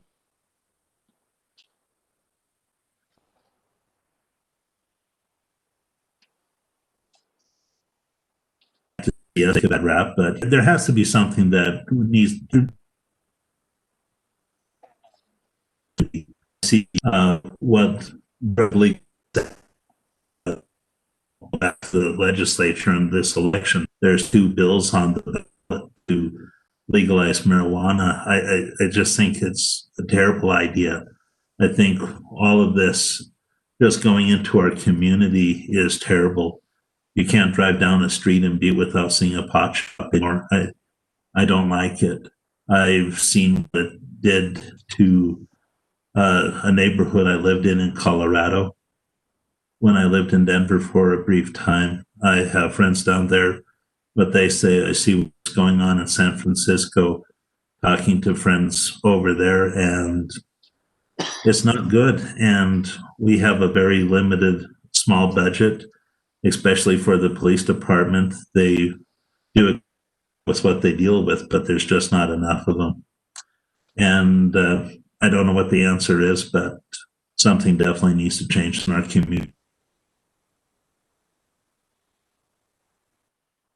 Thank you. Commissioner Callahan. Thank you, Chief Executive Palmer. You know, to kind of address Did John's that sound about right, Dad? comment, pardon me, to John's comment on we've already addressed this issue. We did address this issue, and I think we voted on it because we took JP's recommendation and we took Sheriff Lester's recommendation. And I think some of us said, you know, we'll give it 6 months. We'll see if that works. Whatever the process was that they were going to try to fix the problem. And here we are. I think it's been 6 or much more than 6 months. And we're still, you know, the neighborhood's still having the problem. And I do agree with Chief Executive Palmer, you know, to have special events in there. I'm sure there's some kind of ordinance that they can come up and buy a special permit and say, we're going to have a Grizzly game from 6 to 10 o'clock. Can we have the park open to have a picnic or whatever? But we do have to do something to address this neighborhood's problem. And to kick the can down the road, obviously we tried that last time and the problem hasn't gone away. So maybe we need to try something different. And, you know, the signage, I don't think they're asking for signage. I think they're asking for ordinance. They can't do it. That's more important than the sign. Thank you. Commissioner O'Neill. Thank you, Mr. Chief Executive. I just wanted to throw in a couple comments here. If that, you know, changing the ordinance obviously is not going to work, in my opinion, because the we don't have the manpower to enforce it. So if we put signs up saying that you can't get drunk or do whatever in the park at night, it's not. I mean, it's really not going to change anything, in my opinion. I agree. We need to do something different. I don't know what that is. it's all about money right now, about either putting signs up, changing ordinance, adding more police to our town. Sell the park to a private developer, develop it houses or something. I mean, I know that's not a thing, but I don't know what we're trying. The other thing I do, yeah, that Mr. Bill's letter, yeah, it is. It, when I read the letter, it makes me just want to look the other way. So I'm definitely willing to work. The drug problem, we have a big drug problem here. Again, changing the ordinance is not going to stop that. They're going to go wherever they got to go. But that's just wanted to add that 3 cents to this. Okay. Thank you. Commissioner Frederickson. Thank you, Chief Executive Palmer. I mean, I kind of agree with everything that the other commissioners have said on this. I do agree with Chairman Morgan that we have already voted on it, and it does kind of set a precedent to, just have people keep submitting and we just keep voting on it. But I'd be willing to, if we noted and placed this on file, put in another communication to look at a special permit for the park, or if Commissioner Anderson wanted to do that. I mean, I kind of agree with everyone, but I think that just putting this to bed, maybe we could set up a communication for judiciary that says that we'll look at this as like a pilot where you have to get a special permit for a year, and then we'll review it in a year.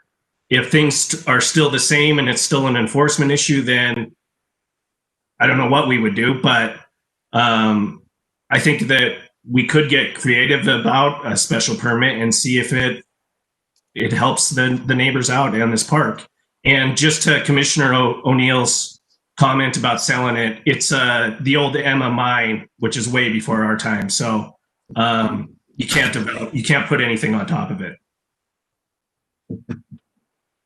Under storage. Thank you, Mr. Chief Executive. I guess, Commissioner Frederickson, I mean, if you're going to be talking about another communication, I'm wondering if we shouldn't, about time this is kind of a touchy subject about enhanced security for all the parks, so maybe we can increase, I don't know how we would do it, maybe more discussions for, I know you see Clark's Park is still getting vandalized. I know we got security going through there. They're doing their best job. There's a lot of, so maybe this is something else we've got to start talking about, is it more enhanced security for the parks, and that could be part of it. Just food for thought. Anything further? Commissioner McDonough. Mr. Chief Executive, in District 8, there's 3 parks currently. I have Coppervica Park, Clark Park, and Charlie Scott Park right next to a grade school, Central Elementary. I've had calls on all about people doing the same thing that they're doing in Emma Park. Is it the majority of the population? No. But it's a distinct group that decides to break the law, and they break the law. I think that our answer is looking to increase fines, put more police presence, hire more policemen or women, and look at other alternatives that put more manpower out on the street. We talk about enforcement issues. I'm not saying that they certainly are. I've had lots of interaction with the Butte Police Department and the parks, and they've been great. We just don't have enough of them. If we have activity in a park, the person committing the crime or the offense could be long gone by the time somebody has the ability to respond to it. This certainly isn't just an issue that exists in Emma Park. It exists in District 8 outside the parks. I've had calls where people live in camp trailers and alleys and in backyards of abandoned houses in the front. They live in camp trailers in the back. And we have loitering and drunken and disorderly conduct and behavior in neighborhoods that'll parks. I don't think it's bigger. It's an issue that's bigger than those of us on council, or just to say that it's somebody in Butte-Silver Bow's position to go out and solve it tomorrow, I agree that, you know, we have to have this discussion further and think of creative ways to get better answers. But you know, we're not picking on Eldon by not doing what we did. You know, when we voted, the ordinance that he refers to, in my mind, is obsolete. You know, the only in front of the Civic Center still exists, but we have a parking garage and a utility, a $24 million building on the corner of Park and Main in 9.16. In my time of council, we've repealed probably at least 20 obsolete ordinances from all sorts of areas that we found just don't pertain to anything that Butte-Silver Bow was ever capable of doing or intended to do. And we cleaned up the books and ordinances. But I would agree that, you know, this is an enforcement issue. I think that we need to look at more creative ways. I think that we've worked hard as a body. I think the police department works super hard in addressing the claims in our chief executive's office and the parks department. But procedurally, we voted on this, and I know that you know, if we brought that up in the past, that you had to have a motion to reconsider, and we don't have that. So I would stick with the motion to note and place on file. If we haven't already, let me back up. I believe that we've already voted on it, which I don't think it should even be, another motion should be entertained. But if not, I would make the motion to note it and place it on file. Second.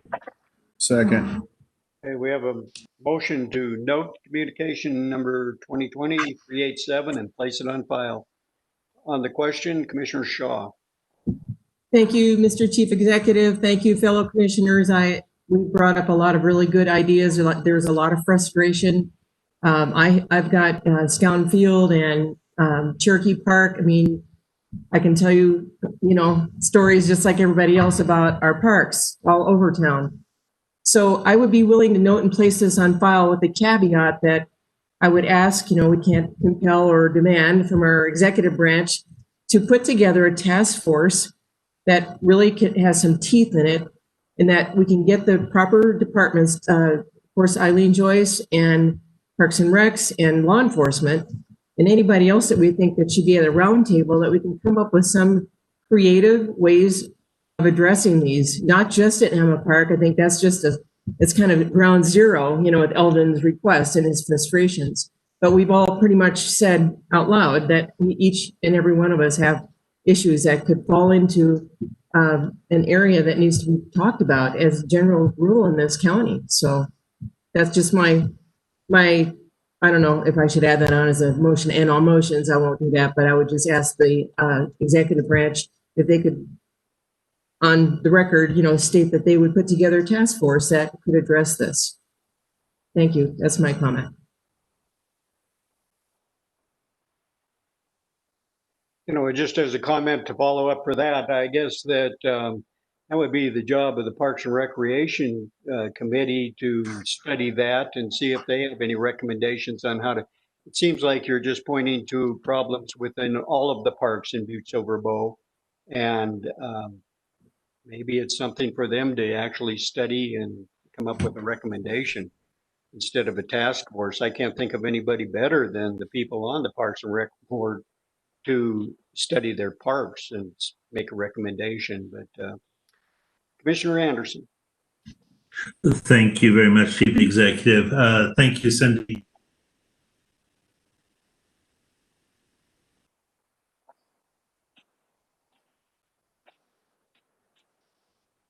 Really like better though is to study this as a whole, but not just ranking in the park, but just the enforcement issues of this and other ordinances affecting the parks and other concerns. That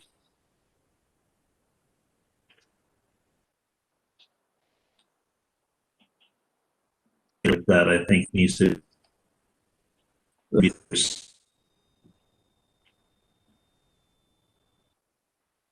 enforcement issue. So if we could look at that enforcement issue with the parks and what they think they need and the other departments, I think that'd be a real help. Just my 2 cents. Thank you. Commissioner Frederickson. Thank you, Chief Executive Palmer, and thank you, Commissioner Shaw. I think that's a great idea, and I think that Parks Board would be willing to do it. I mean, I won't speak for everyone on there, but I know I certainly am.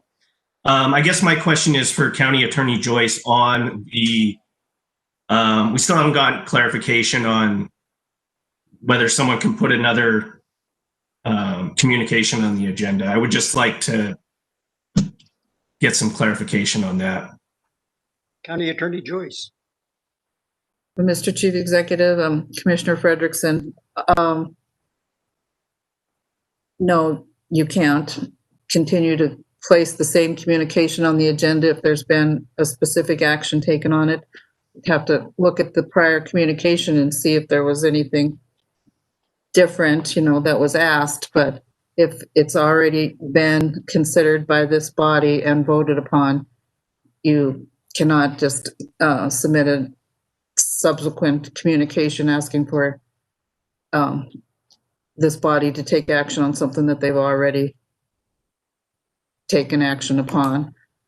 Just as some of the other commissioners noted, there is a way to reconsider a vote, but your rules indicate when that motion for reconsideration has to be made, and it has to be, made by somebody that voted on the prevailing side of the question by the next regular meeting.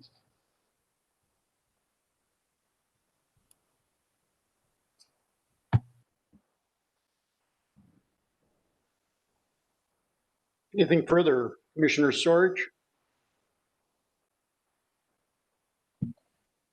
I guess the only other thing, and I know we're beating a horse right now. The only thing I would like to just maybe bring up to the forefront is there's also been a lot of talk about cameras for the parks. So I would suggest maybe the Parks and Rec Board, whoever's going to do this, could look and do a real strong study of what cameras would cost and see if they're effective for all the parks. I know there's been discussions, but let's bring it forward to us again. Okay, if there's nothing further, the motion is to note and place on file. If there's nothing else, will everyone please vote? Oh, Commissioner McDonough, you're voting yes. I got it. Okay, everyone please vote. Anyone wishing to change their vote? Will the clerk please record the vote?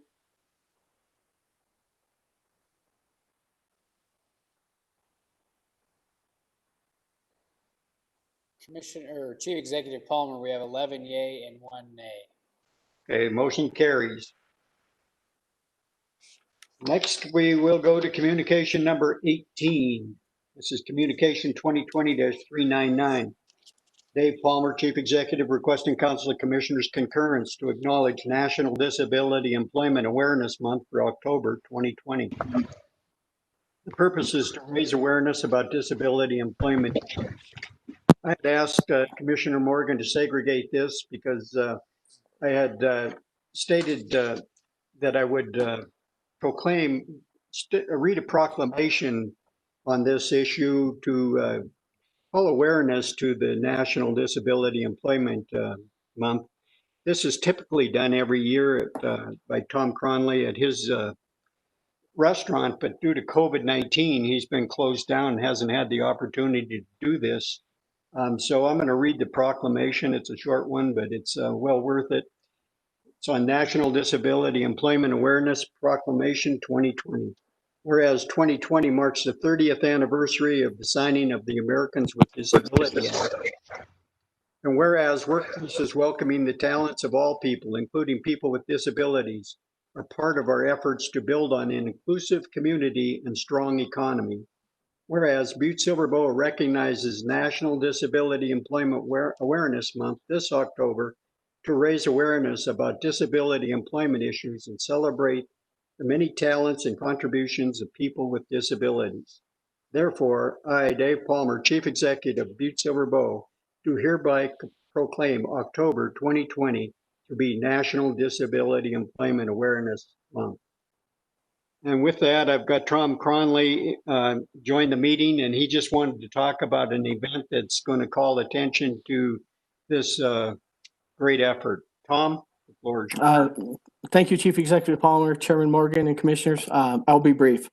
As Chief Executive Palmer mentioned, each October, the U.S. Department of Labor celebrates National Disability Employment Awareness Month, which is really designed to raise the awareness of the challenges that people with disabilities face in the workforce. 2020 is the 75th year of the National Disability Employment Awareness Month. It also marks the 30th anniversary of the signing of the Americans with Disabilities Act. Why does this matter? Nationally, only 19% of disabled people are working in the workforce, compared to the general population of 66%. We think we can do better. Several years ago, my wife Christy and I created a local awareness event to try to make an impact on the employment of disabled citizens in Butte, and to raise the awareness and the need to assist people in Butte to find jobs by doing a restaurant takeover that we referred to as OMG, I Have a Job. Over the past several years, we're really excited to announce that we've got dozens more people in Butte-Silver Bow that are working. Chief Executive Palmer has been a great support of that initiative, so I want to thank you, Chief Executive Palmer. For the first 2 years of the event, Chief Executive Palmer was an active participant. Last year, Commissioner Frederickson represented Butte-Silver Bow at our event. As you may know, our restaurant on Main Street is currently closed and has been closed since March. So my wife and I have been brainstorming and came up with some ideas that we are going to hold an event this October. It's Friday, October 23rd. Bill Melvin, been working with the Civic Center. We are going to do a drive-in restaurant theme, like a 1950s drive-in restaurant. The food will be out of our food truck. We're fortunate that we own a food truck. And the Special Olympian athletes are going to be the bellhops. The proceeds from this event will go towards the food for next year's Special Olympics state basketball tournament that was canceled this year. The biggest challenge for that last year was raising money. And so we're going to use the proceeds from this event. So the reason we wanted to help tonight was to ask Butte-Silver Bow to help promote this event, to invite all of you to attend, and to thank Chief Executive Palmer for his proclamation recognizing National Disability Employment Awareness Month. So thank you for your time tonight. Thank you, Tom. So Commissioner Morgan, at this time, we can go with the original recommendation, if you would. Thank you, Mr. Chief Executive. I'll make a motion that we concur and place communication 2020-399 on file. Thank you, Tom. That's a great event. Second. Okay, we have a motion made and second to concur in the request in communication 2020-399 and place the communication on file. Is there anything on the question? Seeing none, will everyone please vote? Commissioner McDonough has indicated with a thumbs up. Looks like we have 12 yea, 0 nay, Mr. Chief Executive. Okay, motion carries. Next, we'll go to communication number 21, which is communication 2020-402. Michelle Shea, District Number 2 Commissioner, requesting Council of Commissioners concurrence to place this communication in the Public Works Committee to review traffic calming methods around the Whittier School area. Many citizens have expressed concerns about the safety of the children in the area. Commissioner Shea. Thank you, Mr. Chief Executive. I just wanted to segregate this just to speak briefly about the traffic around Whittier School. As was stated in the newspaper today, this has been an issue since my kids were small, and my youngest is 19 and my oldest is 27. And it's only gotten worse. There's some long interrupted streets around the north, south, and east sides of the school.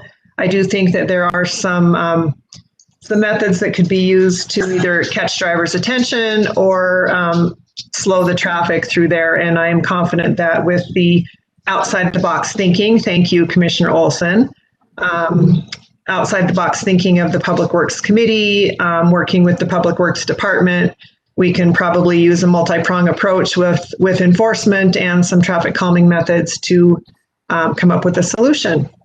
So unless anybody has any comments, I would just make a motion that we refer this to the Public Works Committee. Second. Okay, we have a motion made to refer communication 2020-402 to the Public Works Committee. Anything on the question, Commissioner McDonough?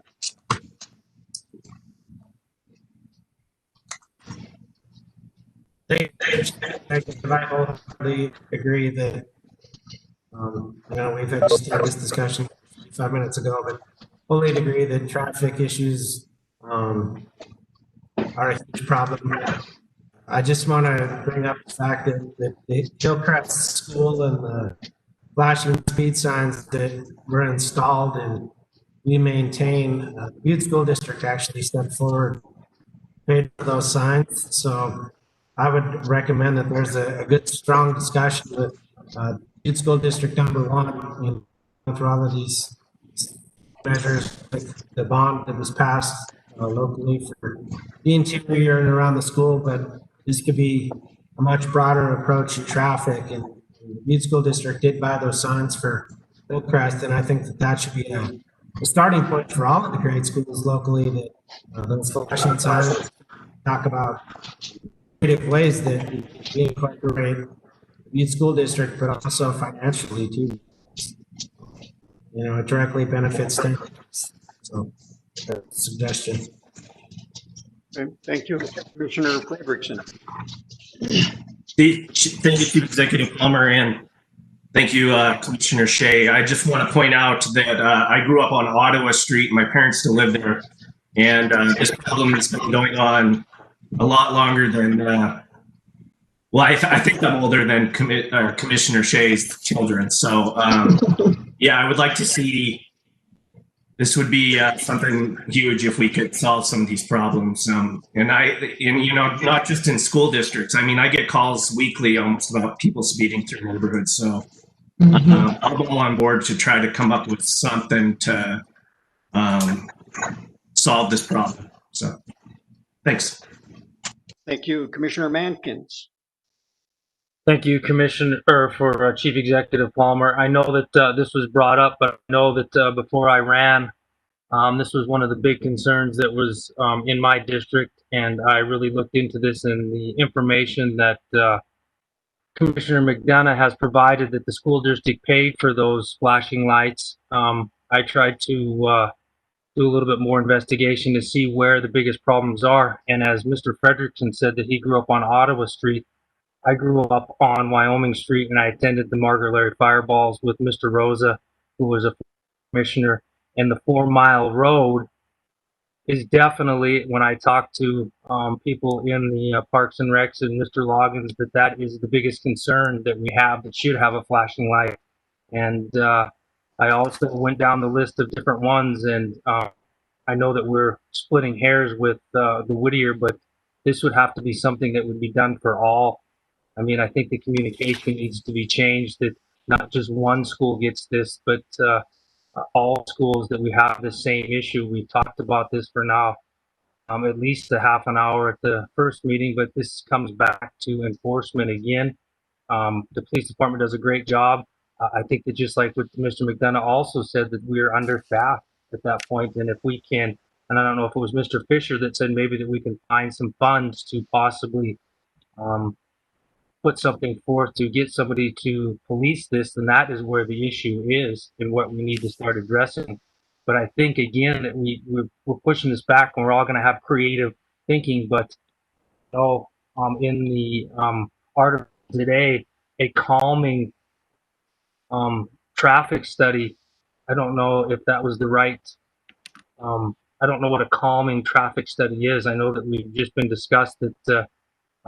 Speed bumps have been discussed with myself and Mr. Neary for 2.5 before I ran. And I know that doesn't work. And I know that now that after putting up traffic speed signs do not work well. So I don't know what we are looking for. I do know, and I really do feel that the flashing lights do work, but I know that we don't have that in our budget with all.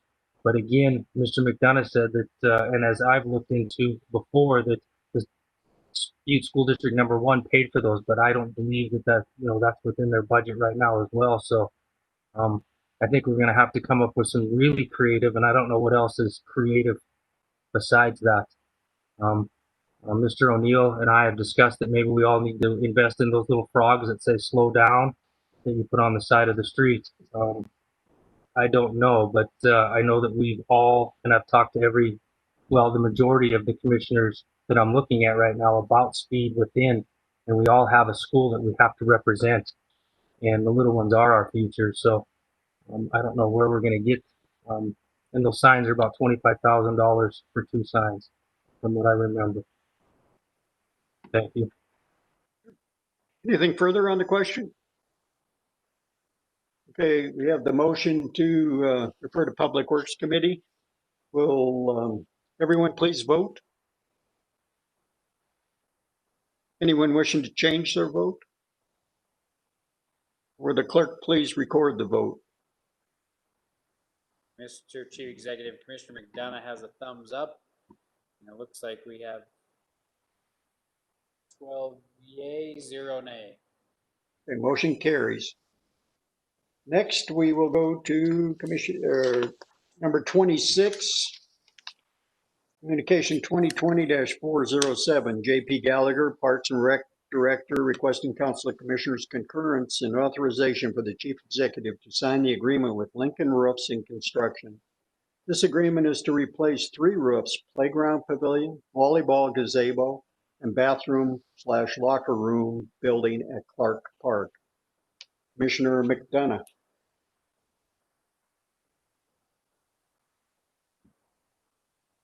Thank you, Mr. Chief Executive.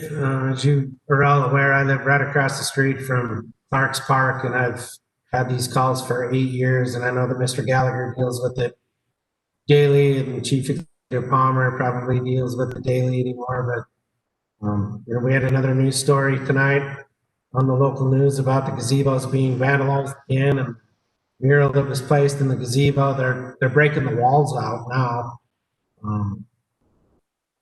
I don't know, I mean, it seems pretty dramatic or a pretty drastic response, but I don't know that any investment in the park should or needs to be made until we find security cameras that, stop the vandalism. I know that we're having, I certainly think that we should re-roof the gazebos, but if you remember correctly, 2 years ago, we had kids on the roofs tearing the shingles off as part of that vandalism. So it's a terrible issue down there.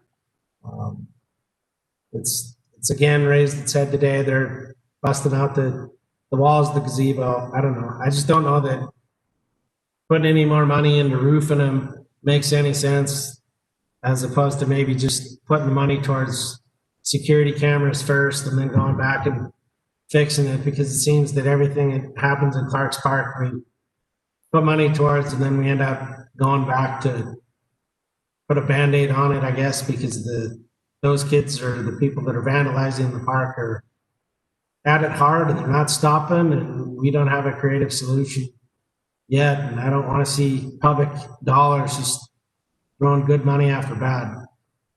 I mean, that's just my comment. There may be further discussion. I know it's just a simple roof, but they've even vandalized those.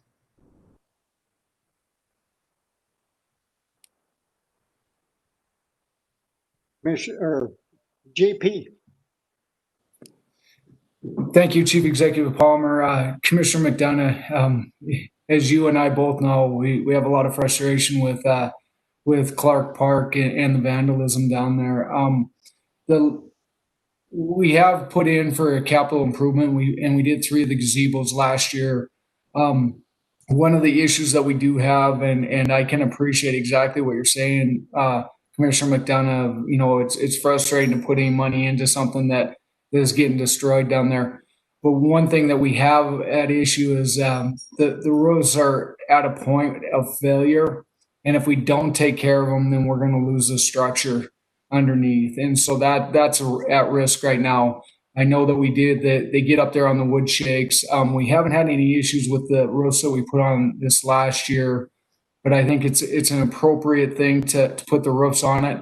We have invested in cameras down there, and it has helped the area around the splash pad and the restroom facility this last year. We haven't had the issues that we had last year down there.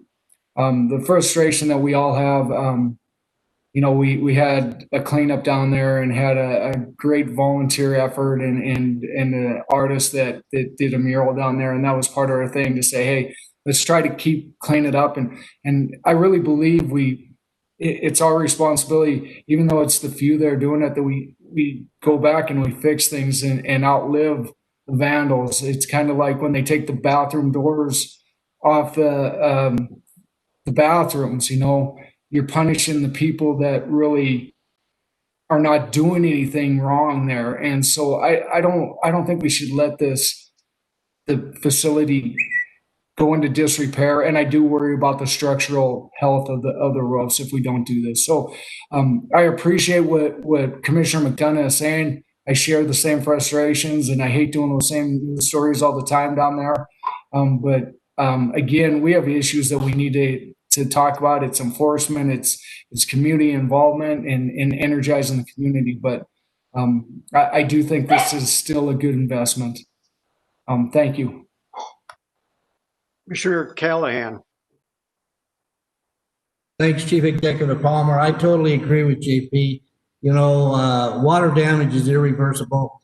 If you let the roofs go, you might as well just plan on tearing the things down, because once the water damages it, putting a roof on it doesn't do you any good. I agree with Mr. McDonough. The damage has got to be taken care of, but to not putting a roof on it isn't going to solve the people that's doing the damage. We've got to at least take care of the structures and then do what we can to take care of the kids that are doing it. Yeah, and I would like to say that I think we have a responsibility as a community to keep our parks in the best condition that we can. It is frustrating, as JP said, that you fix up a place and then the vandals get in there and destroy it. But if we just ignored it and let it keep deteriorating, it would be a black eye for our community. And I think that we have to keep up with it and just try to get ahead of the vandals and work on more, police protection of these properties. And the neighborhood watch is something that's really got to come into play in some of these areas to keep an eye open. The police can't be everywhere, but they can respond to calls, and they do. And that's one of the key things that we have to get going in all of our neighborhoods is the neighborhood watch. So, Commissioner Shaw. Thank you, Mr. Chief Executive. I totally agree. I know on both sides we've got great arguments for and against, but the minute we don't do a roof, we let the deterioration continue. That just encourages more vandalism. It makes it look like we don't care about what we do have. It's kind of a vicious cycle, but I would like to make a motion to concur with communication 2020-407 and place it on file. Second. Motion made and seconded to concur in the request in communication 2020-407 and place the communication on file. Anything else on the question? Commissioner McDonough. Thank you, Mr. Executive. I guess maybe I'm not clear in my point. I'm not against putting the roof on it, but we've had roofs on gazebos that have been torn off, and at every attempt that we've made to, as a community, to fix the park. I mean, I take great pride in Clark's Park. I've lived there my entire life. I've lived across the street my entire life from Clark Park. I've had so many complaints in the last 8 years from not only residents of around the park or District 8, but people in town that say that it's a disgrace what happens down there. And I have to agree with them. I know it's not we're not the ones out doing it, we will spend money, we will protect it, but at some point, we need to change our mindset and buy security cameras and then go back and save what we invest in. Because if we just go put another roof on and don't get serious about security cameras, then we're gonna waste taxpayers' money again. Because it's been everything that we've done over there. There was another news story last week where they were tearing the siding off of one of the Columbia Gardens gazebos. Now we're gonna roof it. Then the other gazebo had the mural busted out with a hammer. It just never ends. So I agree that we need to protect it. I appreciate the investment because I look at it on a daily basis along with my neighbors. But if we don't get serious about changing or really beefing up our budgetary cycles to get security cameras in these parks, we're wasting our time. I agree, and that is something that we've been checking into, and we've looked at several different options. We even went as far as putting some cameras up in some of the parks, and they got stolen. So it's an uphill battle all the way. I think that we can do better, and we will continue to work at the problem, but it's a tough one to crack here. Commissioner O'Neill, did you have a question?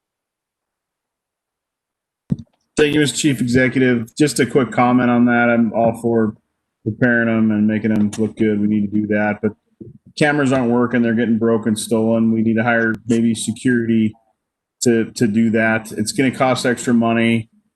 I don't know where we get it from, how we get it, but I agree. It has to be done. It can be used for all the parks. We can't afford to hire more police. I don't know. We need to do something because it is getting annoying, and the taxes have to raise a little bit if it costs a little money. I know that's like the worst thing we could ever say in the world, but we got to make something happen. It's just, I don't know what it is, but let's figure it out. Okay, anything further on the question? Okay, will everyone please vote? Anyone wishing to change their vote? Commissioner McDonough has his thumb up. Will the clerk please record the vote?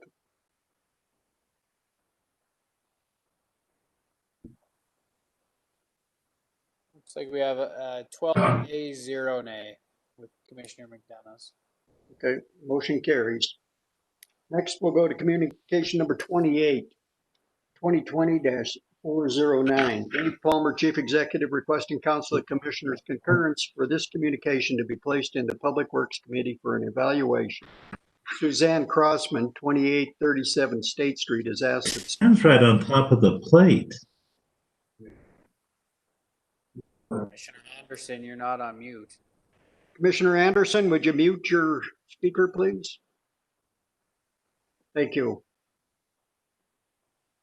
Okay, Suzanne Crossman, 2837 State Street, has asked that stop signs be placed at the intersection of Banks and State Street and Yale and Porter Street. These intersections have become dangerous with the amount of traffic going through and people speeding.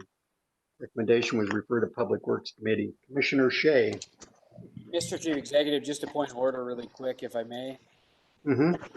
Can we request that Commissioner Anderson turn on his video? I know County Attorney Joyce instructed us that we have to have our cameras on. Thanks, Commissioner. Thank you. Yes, that's true. We should be on camera at all times. It's like if you were in the council chambers, you have to be there. So we have to know when we lose a quorum or a voting member. So Commissioner Shea. Thank you, Mr. Chief Executive. I wanted to segregate this, number one, to thank you and your office for taking the point on this issue for the citizens in my district. They are very appreciative, as am I, and they will appreciate the evaluation of the stop signs in that area to see if there is a better way to run the traffic through that area. As you heard from Ms. Quincy Lee tonight, there are some serious concerns, and I don't work on the other side of my district anymore, but for a long time I did. and I drove through that area every single day, and it can be very scary. So I just wanted to get that out there as well. So with all of that being said, I will make a motion to refer communication number 2020-409 to the Public Works Committee. Second. Okay, second to refer communication 2020-409 to the Public Works Committee. Anything on the question? Commissioner Mankins.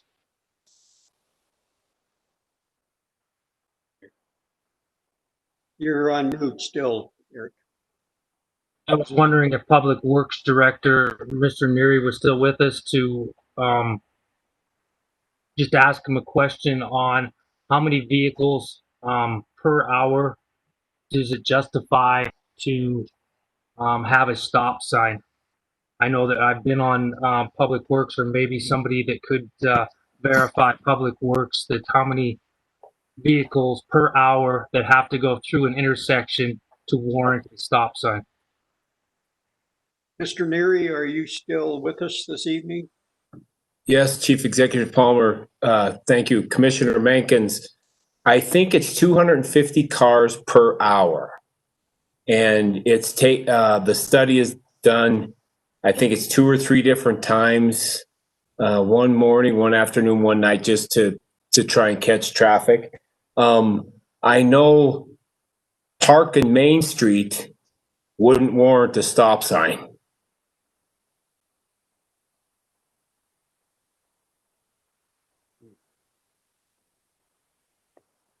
Okay, so having heard that, I would recommend that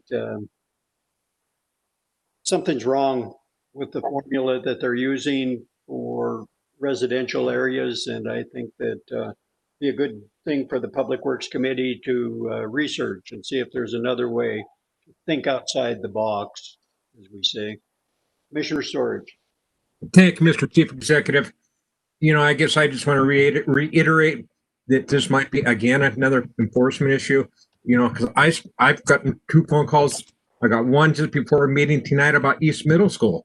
They want stop signs around East Middle School, and they're driving too fast around there. So it's again, it's an enforcement issue. I don't want to beat a dead horse, but it's the same story.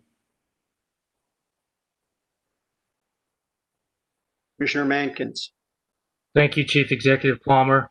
So you're telling me for the last 2 years that I've been stated that I've told throughout any of my discussion within Public Works to warrant a stop sign, that Public Works Director Neary is incorrect with his findings or with his statements by saying that 200 feet per hour?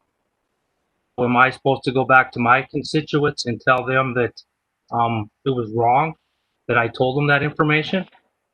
Oh, you were going by the information that was given at the time, but I'm saying, things change. And I think that if you read strictly by that information, I think we'd probably be removing every stop sign in the city of Butte from hearing that Park and Main doesn't require a stop sign, doesn't warrant one. I think that we just have to use some common sense too as we move forward here. And if we have to relook at some of the other ones, we can. But I think that, one of the problems was that they were putting stop signs on every intersection for a while, and then they tried to come up with a regulation or a rule of thumb to use to try to limit the number of stop signs.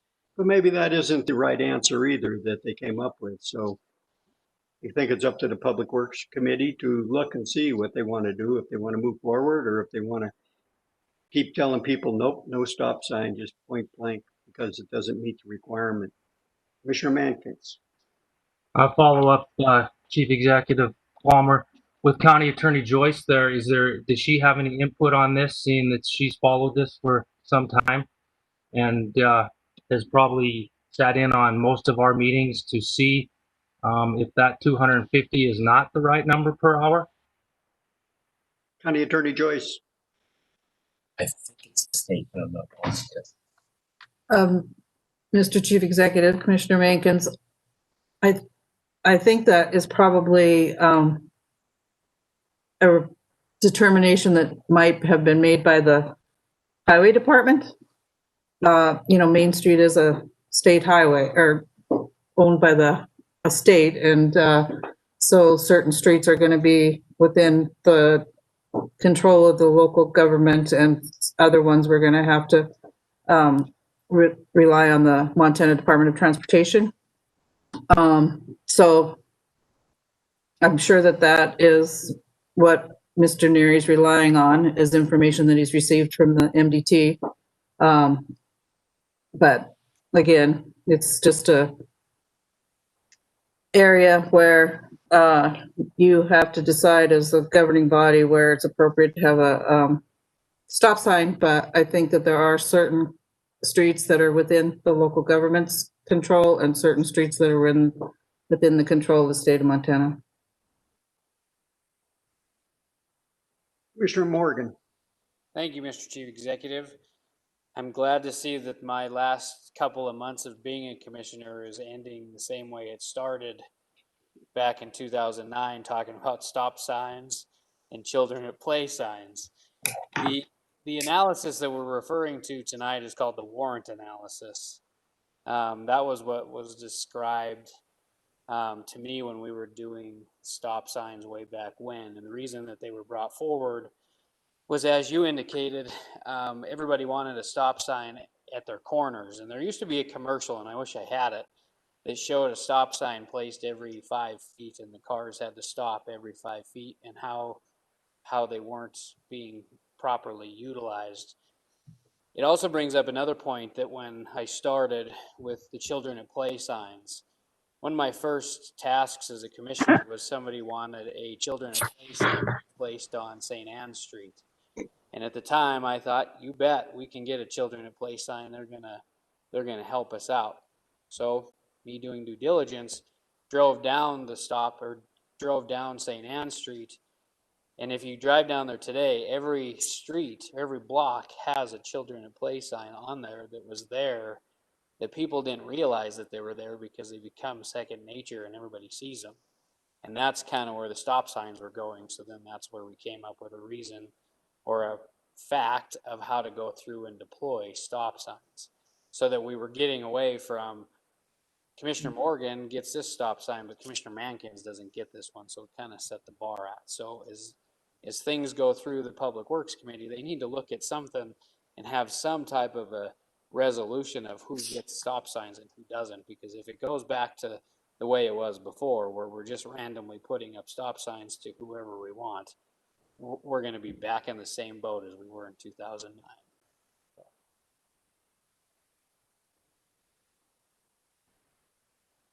Thanks for the comments. But I think that the Public Works Committee is a smart committee, and it's a lot of brain power there that can come up with a reasonable solution.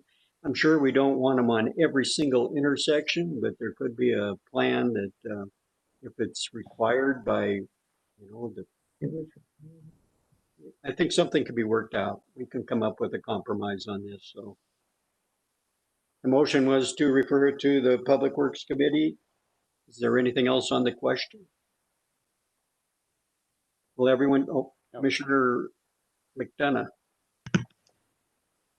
First of all, Chief Executive Palmer, the 6 of us on the Public Works Committee hear that there's a lot of brain power on the committee, and we appreciate your compliments. I must have been looking at an old list. I'll let the rest of the members speak for themselves, but as a point of, just as a question, doesn't MDT determine, I mean, for 8 years, I've been under the assumption, based on all of the discussions with all the parties, that the Montana Department of Transportation set the criteria for the warrant analysis, and it wasn't done locally by a department. Is that not true? I see Mr. Neary has his hand up. Mr. Neary.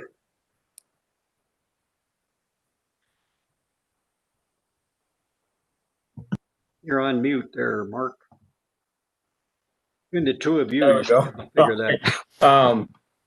So the MUTCD traffic code book is where that came from. Now, when I said Park and Main didn't warrant a stop sign. I wasn't saying that we should take that stoplight down. That wasn't what I was getting at, but I'm saying it takes a lot of traffic to get a stop sign. And a lot of people's frustration, and I'm thinking we better get a more than an hour time slot on the Public Works Committee meeting from here on out, but a lot of people's frustration is speeding. And I think stop sign, children at play signs, speed bumps I think people are just looking for a solution to the speeding traffic and stop signs. I mean, everybody's worried about kids' safety around schools, and I think Commissioner Mankins hit it right on the head. The school board it'd be nice if they put the flashing signs up around all the schools, because I think they actually work. But I don't know what the answer is, but what we go by is that code book, but we aren't closed-minded, and it says it in the book, and that's how it is. We actually go through the process, and then when everybody's in agreement, we do put up the stop signs or don't put up the stop signs or change speed limit signs. I mean, we've done a lot of stuff in the past year or so on as far as traffic studies and stuff. So I think we are open-minded, and the brain power is working on the Public Works Committee, but I don't know what all the solutions will be. Commissioner Mankins. Thank you, Chief Executive Palmer. And I would say that Mr. Neary does a great job, and I think that our where we want this referred to, Public Works, but it goes back again that we all know, and we can sit here and you can stare yourself in a mirror or at each other, that we know that doesn't warrant a stop sign.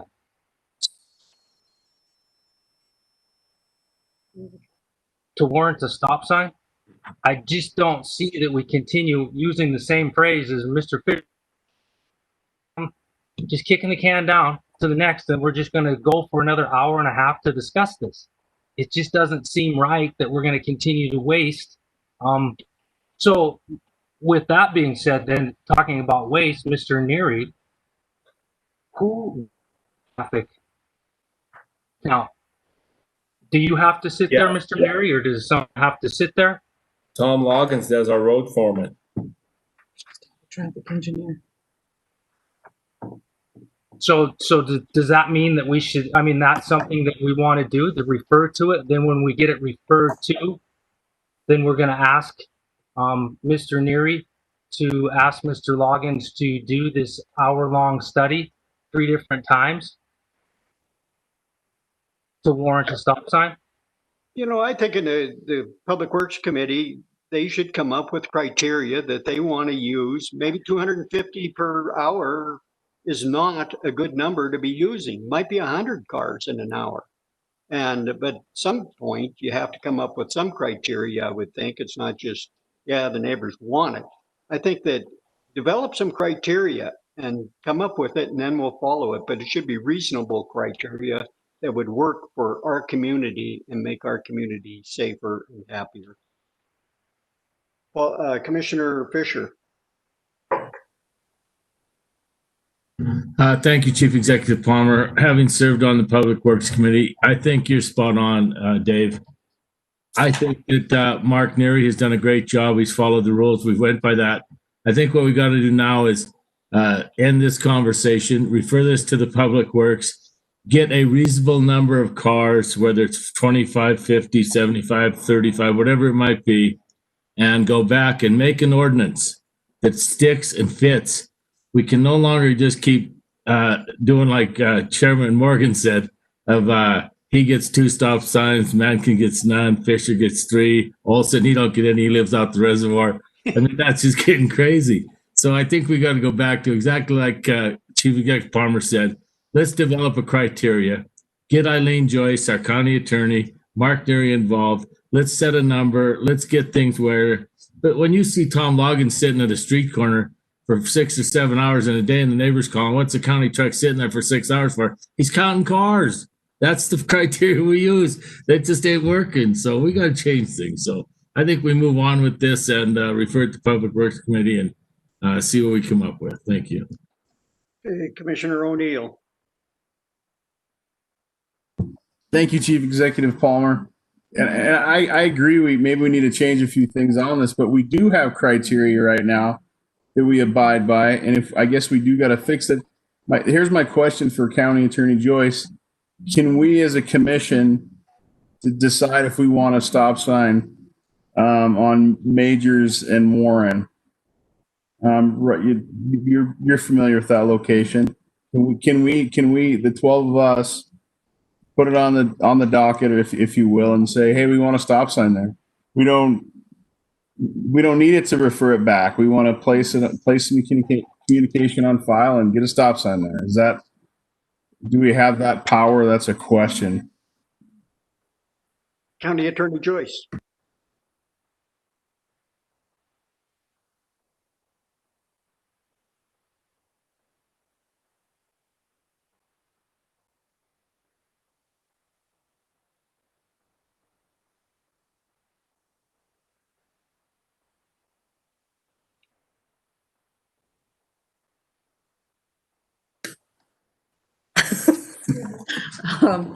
Mr. Chief Executive, Commissioner O'Neill. So, we have an ordinance on stop signs, and currently what it says is that the street shall be designated by the Public Works Department and approved by the Council of Commissioners. So, the process obviously is that, the Public Works Department is supposed to be involved in making that determination on whether you need a stop sign in a certain location. And again, there has to be some criteria on how they make that decision, which according to our ordinance, I don't know if we really actually have this, but there is a provision in here that we are supposed to have a position of a traffic engineer that's supposed to kind of determine kind of standards for a plan for the safe and expeditious operation of traffic on streets and highways. So I think the Public Works Department has to have some say in where stop signs are or should be placed. And in doing that, they have developed a criteria. I think what Commissioner Morgan referred to was that, the way they've done it in the past is to do this warrant study. And, again, we have to find a way to consistently apply a procedure that we use for all locations within the city county. Okay, thank you for the clarification. Commissioner Mankins, follow up. You're on mute still, Eric. Thank you, Chief Executive Palmer. I just don't see that Commissioner O'Neill, Commissioner Shea, Commissioner Frederickson, myself are all young 2 years into this.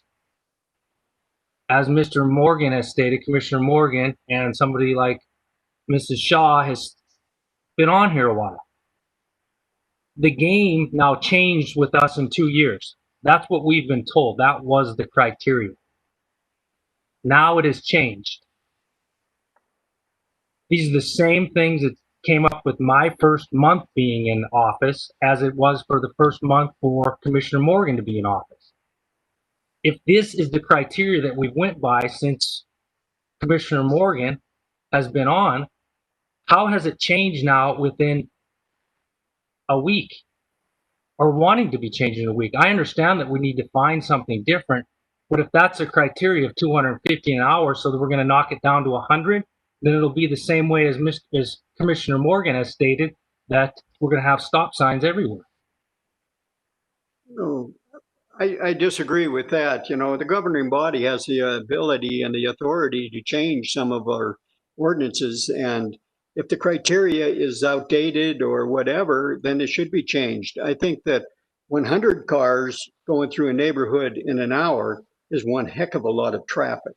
250 is just ungodly, and it's unbelievable that you'd be having that much in any neighborhood at a time. I think that we've got to start looking at something different, and I think that the governing body has the right to come up with a new criteria. And That wasn't the criteria when I was on the council before. It changed. Things change. And I think that you've got to go with the flow and use common sense. 250 cars per hour in a neighborhood, I think everybody would be moving out of that particular neighborhood because it's way too much traffic. But that's all I got to say. I think things can change and they should change. Commissioner Sorge. Thank you, Mr. Chief Executive. You know, Dave, you can probably recall from many years ago also that we used to hire a professional traffic engineer to do the study just to relieve the county from the liability. Because if we put something on the street, the county was liable. So I guess that would be my concern. If we change it and we don't have any kind of professional opinion to do it, what is the county liability? I'd leave that one up to the county attorney to decide, but I think that we probably should think on this and refer it to the Public Works Committee as the motion says and continue the debate or the discussion in the committee. And it may take more than an hour, so maybe you want to schedule a special meeting or something of the Public Works Committee. Commissioner McDonough. Thank you, Mr. Chief Executive. I'll be brief. If 100 cars drive by a residence in a neighborhood, 95 obey the law and drive the speed limit, nobody has an issue with it. It's usually the 5 people that willingly every day choose when they drive by every spot that they know that they're not going to get a ticket at in speed. At least that's the case down at Clark's Park. It's the same offenders every day, usually at the same times. I'm sure it's probably the same offenders near the grade schools too. That I don't think traffic or cars through an intersection is really the issue at all. I think it's the people that willingly choose to speed through those areas and put children's lives at risk. That's the bigger issue. I mean, if I drive through an intersection and I'm doing the speed limit or even slower because I'm aware of my surroundings or anybody else does, it doesn't matter how many cars drive down the street. It only takes one person to create a huge problem, whether it's Emma Park or Clark's Park or driving down the street. You know, it just goes back in my mind to enforcement. And I think we need to put more money towards enforcement. Thanks.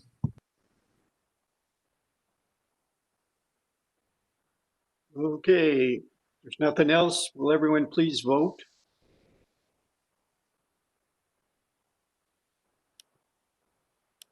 Anyone wishing to change their vote?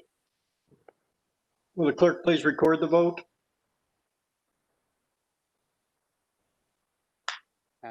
Commissioner McDonough, I didn't see which way you voted. You voted in thumbs up. Everyone, please make sure they hit submit.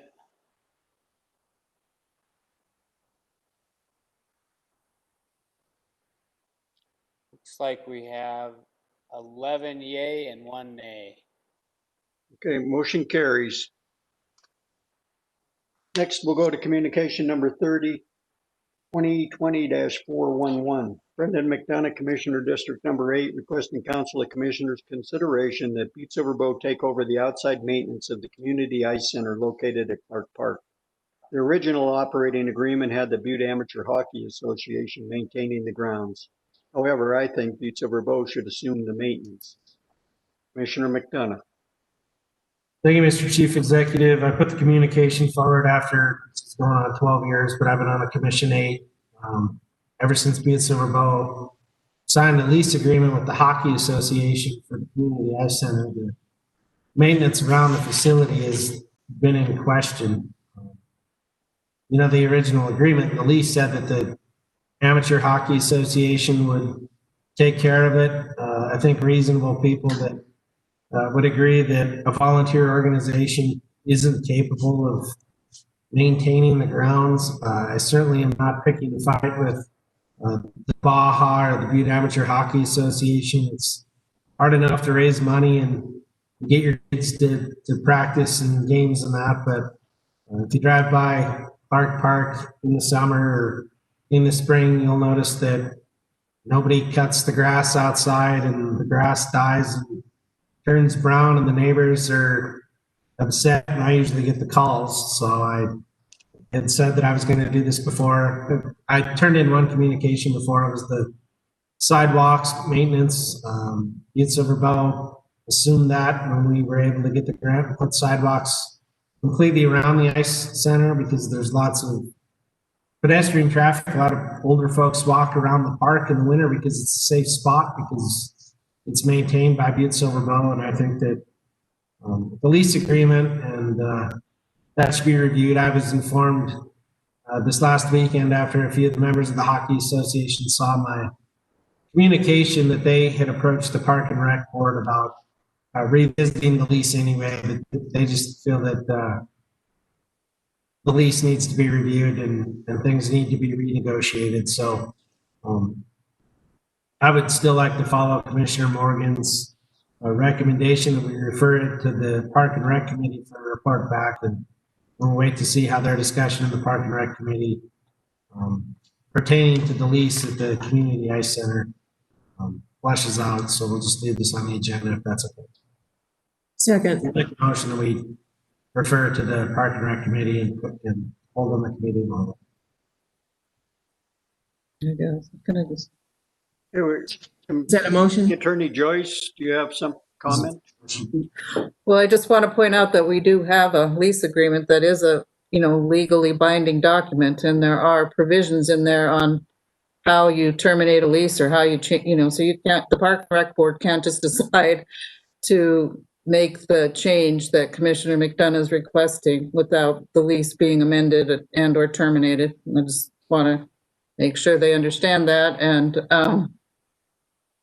this is a lease that provides that they don't pay any rent. And that was the trade-off. They're going to pay for the maintenance around it when they're not paying to rent the facility. It's $1 a year, lease, and it's a long-term lease.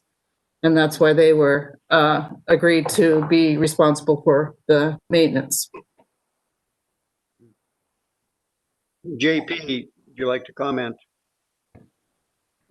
Thank you, Chief Executive Palmer, Eileen, and Commissioner McDonough.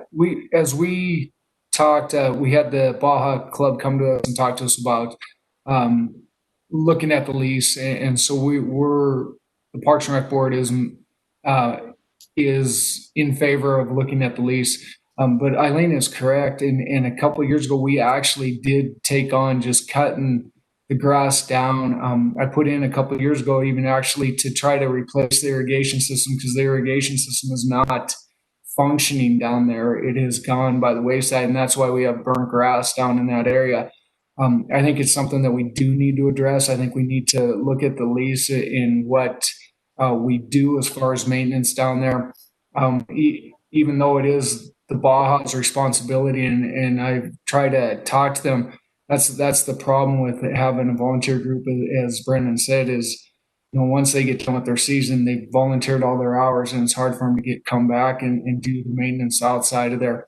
I think we can work to maybe charge them to do that, or however we could do that. But the Parks and Rec Board and Commissioner Frederickson could, I think that we are all in agreement to relook at the lease there and see what works best for all parties. Commissioner O'Neill. Thank you, Mr. Chief Executive. My question on this is, I guess a couple questions. When is the lease up?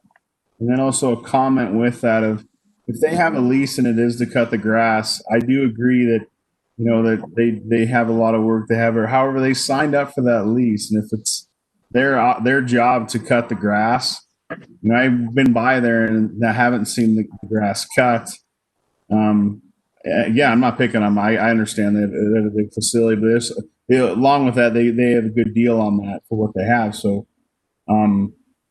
I guess in the lease, if they're not doing that part of it, I'm not trying to sound evil here, but where do we go? I mean, I don't feel like that we renegotiate the lease and then the county pays for it. I mean, is it a big deal that they mow the grass? I know it's out of season, but that's their deal.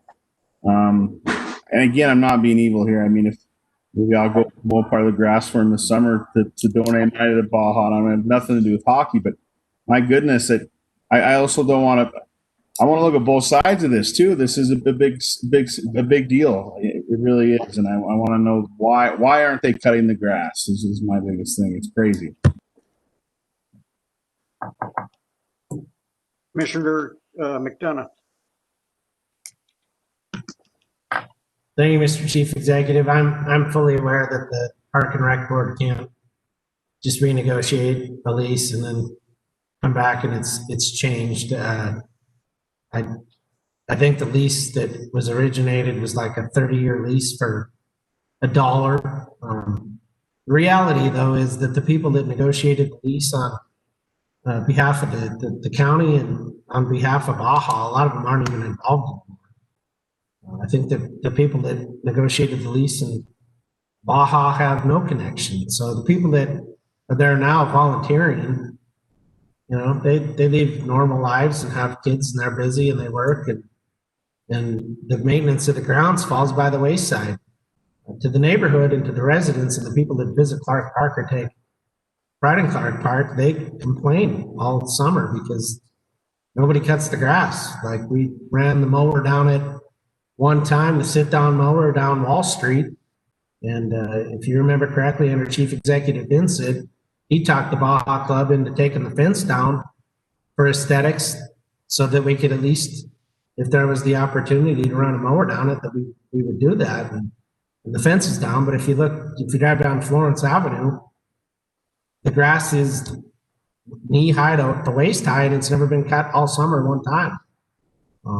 You know, the people who live across the street from it and the people who live around the area seem to think that I don't care about it, which is not the case. I just want to bring the communication forward so that we have a resolution moving forward. Every summer it's the same, and I don't think that I don't know. You know, I just don't really think that we would be out anymore as a county to run the sit-down mower down Wall Street or to send one of the Park and Rec kids that's employed for the summer back there with the mower to cut behind the fence on Florence Avenue to clean the place up. You know, if the Baja, you know, if they're not able to do it, and I don't expect them to do it, to be honest. I mean, I think the people that are involved now, they didn't negotiate the lease. I just like to see some maintenance for the neighbors and the residents that live down there and feel that we need to do more. And that's why I brought the communication.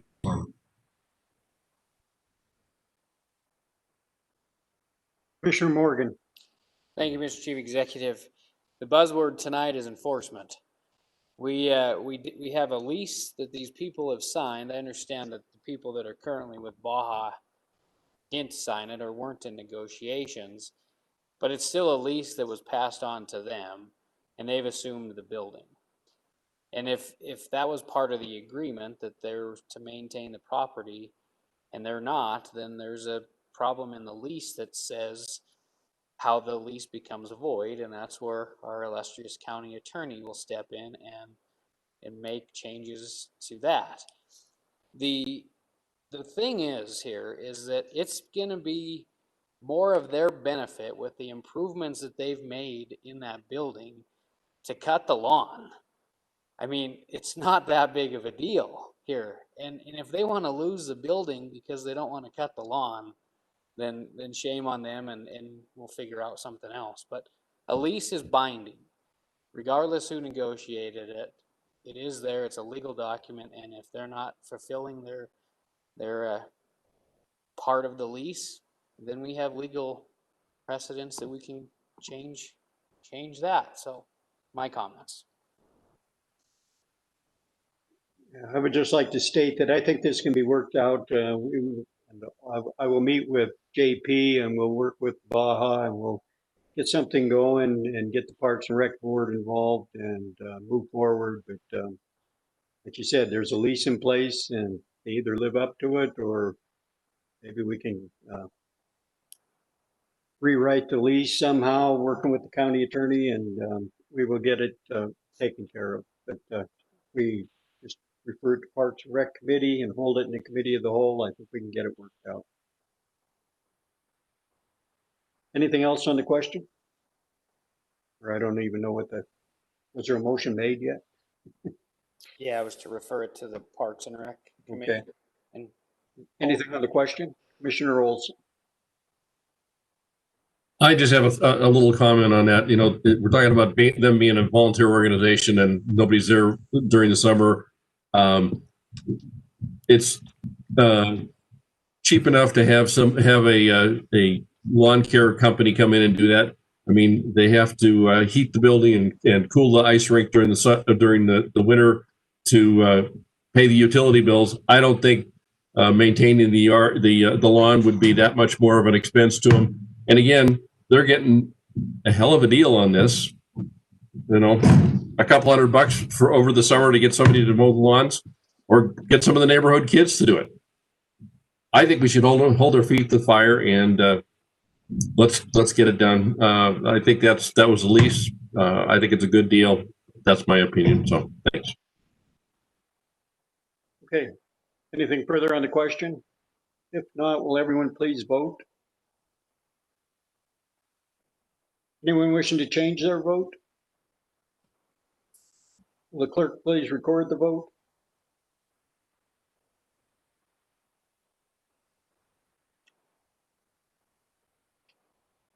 Commissioner McDonough, looks like we have 12 yay, 0 nay. Motion carries. Last but not least, communication number 36. Communication number 2020-417, Jim Keenan, Chief Water Operator, requesting Council of Commissioners concurrence and authorization for the Chief Executive to sign the professional service agreement with Great West Engineering and Butte-Silver Bow. This agreement provides for the preparation and submittal of a Federal Emergency Management Agency, FEMA, Building Resilient Infrastructure and Communities, BRIC, grant application that would be utilized for the repairs required at Basin Creek Dam number 1. Commissioner Morgan. Thank you, Mr. Chief Executive. This communication was asked to be pulled from the agenda after the agenda was published. So at this time, I would just make a motion that we note communication 2020-417 and place it on file. And they'll come back with the new one later. Second. So we have a motion made and second to note communication 2020-417 and place it on file. Is there anything on the question? Will everyone please vote? Anyone wishing to change their vote? Will the clerk please record the vote?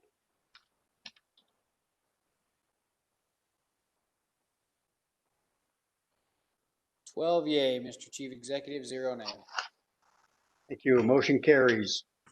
Next, we'll go to section 3, ordinances and resolutions referred to judiciary, resolution number 2020-60. Commissioner Morgan.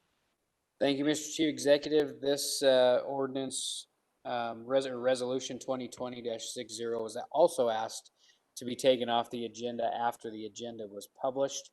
So at this time, I would just note resolution 2020-60 and place it on file, and a new one will be introduced when appropriate. Second. We have a motion made and seconded to note resolution number 2020-60 and place it on file. Is there anything on the question? Will everyone please vote? Anyone wishing to change their vote? Will the clerk please record the vote? Mr. Chief Executive, looks like 12 yeas, 0 nay. Motion carries. Next, we'll go to section 4, suspension of the rules for final passage on Council Resolution 2020-61, 2020-62, 2020-63, and 2020-64. Commissioner Morgan. Thank you, Mr. Chief Executive. The first one, resolution 2020-61, a resolution to alter the boundaries of the city and county of Butte-Silver Bow, Montana's solid waste special district for solid waste collection to include the boundaries of the town of Walkerville and providing for an effective date herein. John, do you not need to suspend the rules first? Oh, yeah. That's why he went to me, huh? It's okay. Sorry to interrupt you. Mr. Chief Executive, I move for the suspension of the rules for the purpose of passing Council Resolution 2020-61 2020-62, 2020-63, 2020-64, and by waiving subsection 7 of Rule 36 of the Rules and Order of the Council of Commissioners, thereby having it considered for advanced passage without reference to the Judiciary Committee. Second. We have a motion made and seconded to suspend the rules for passing on final passage, Council Resolution 2020-61, 2020-62, 2020-63, 2020-64 without reference to the Judiciary Committee. Is there anything on the question? Will everyone please vote? Anyone wishing to change their vote?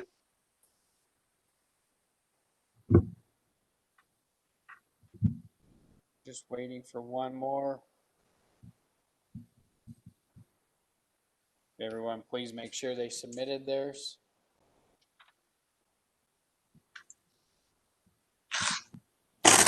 We'll just record them and I'll ask.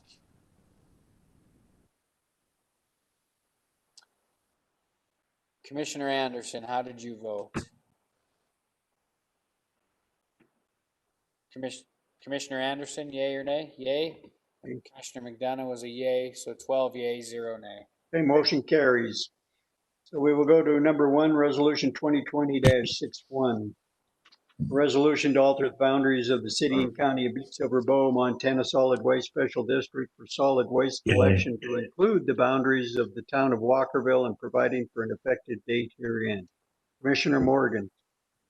Thank you, Mr. Chief Executive. I move to place Council Resolution 2020-61 on final reading and pass, having been deemed fully read. Second. We have a motion made and seconded to pass Council Resolution 2020-61 on final reading. Is there anything on the question? Will everyone please vote? Anyone wishing to change their vote? Will the clerk please record the vote?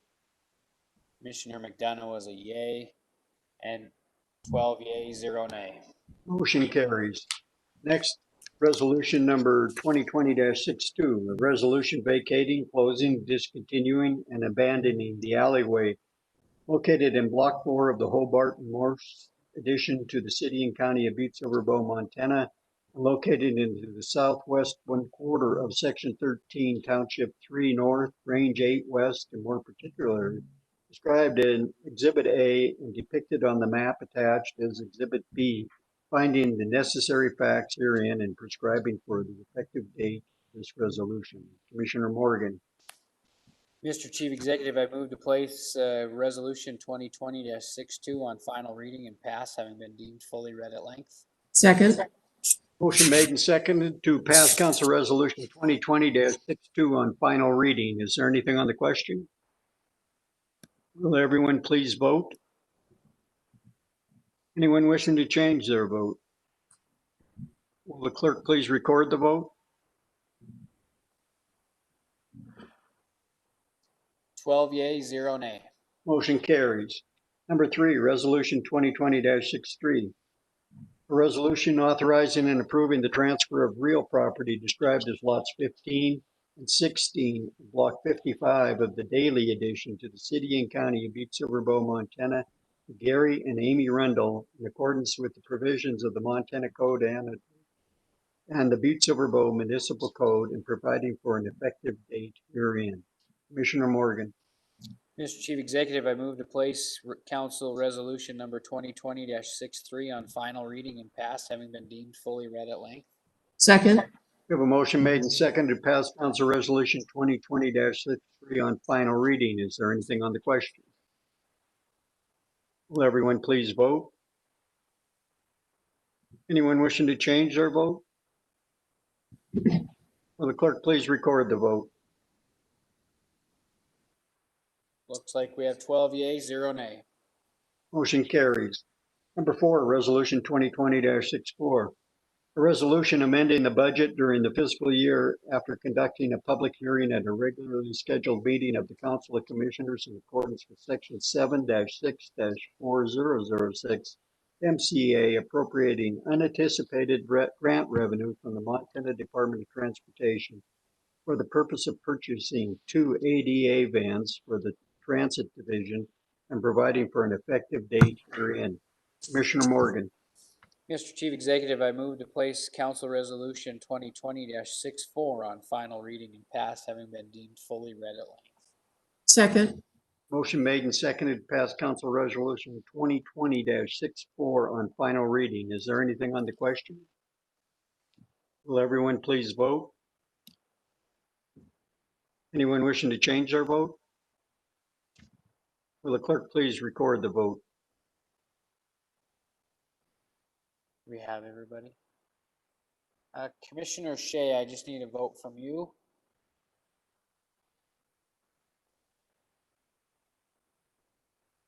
Commissioner Shea? Thumbs up. Oh, thumbs up, 12 yea, 0 nay.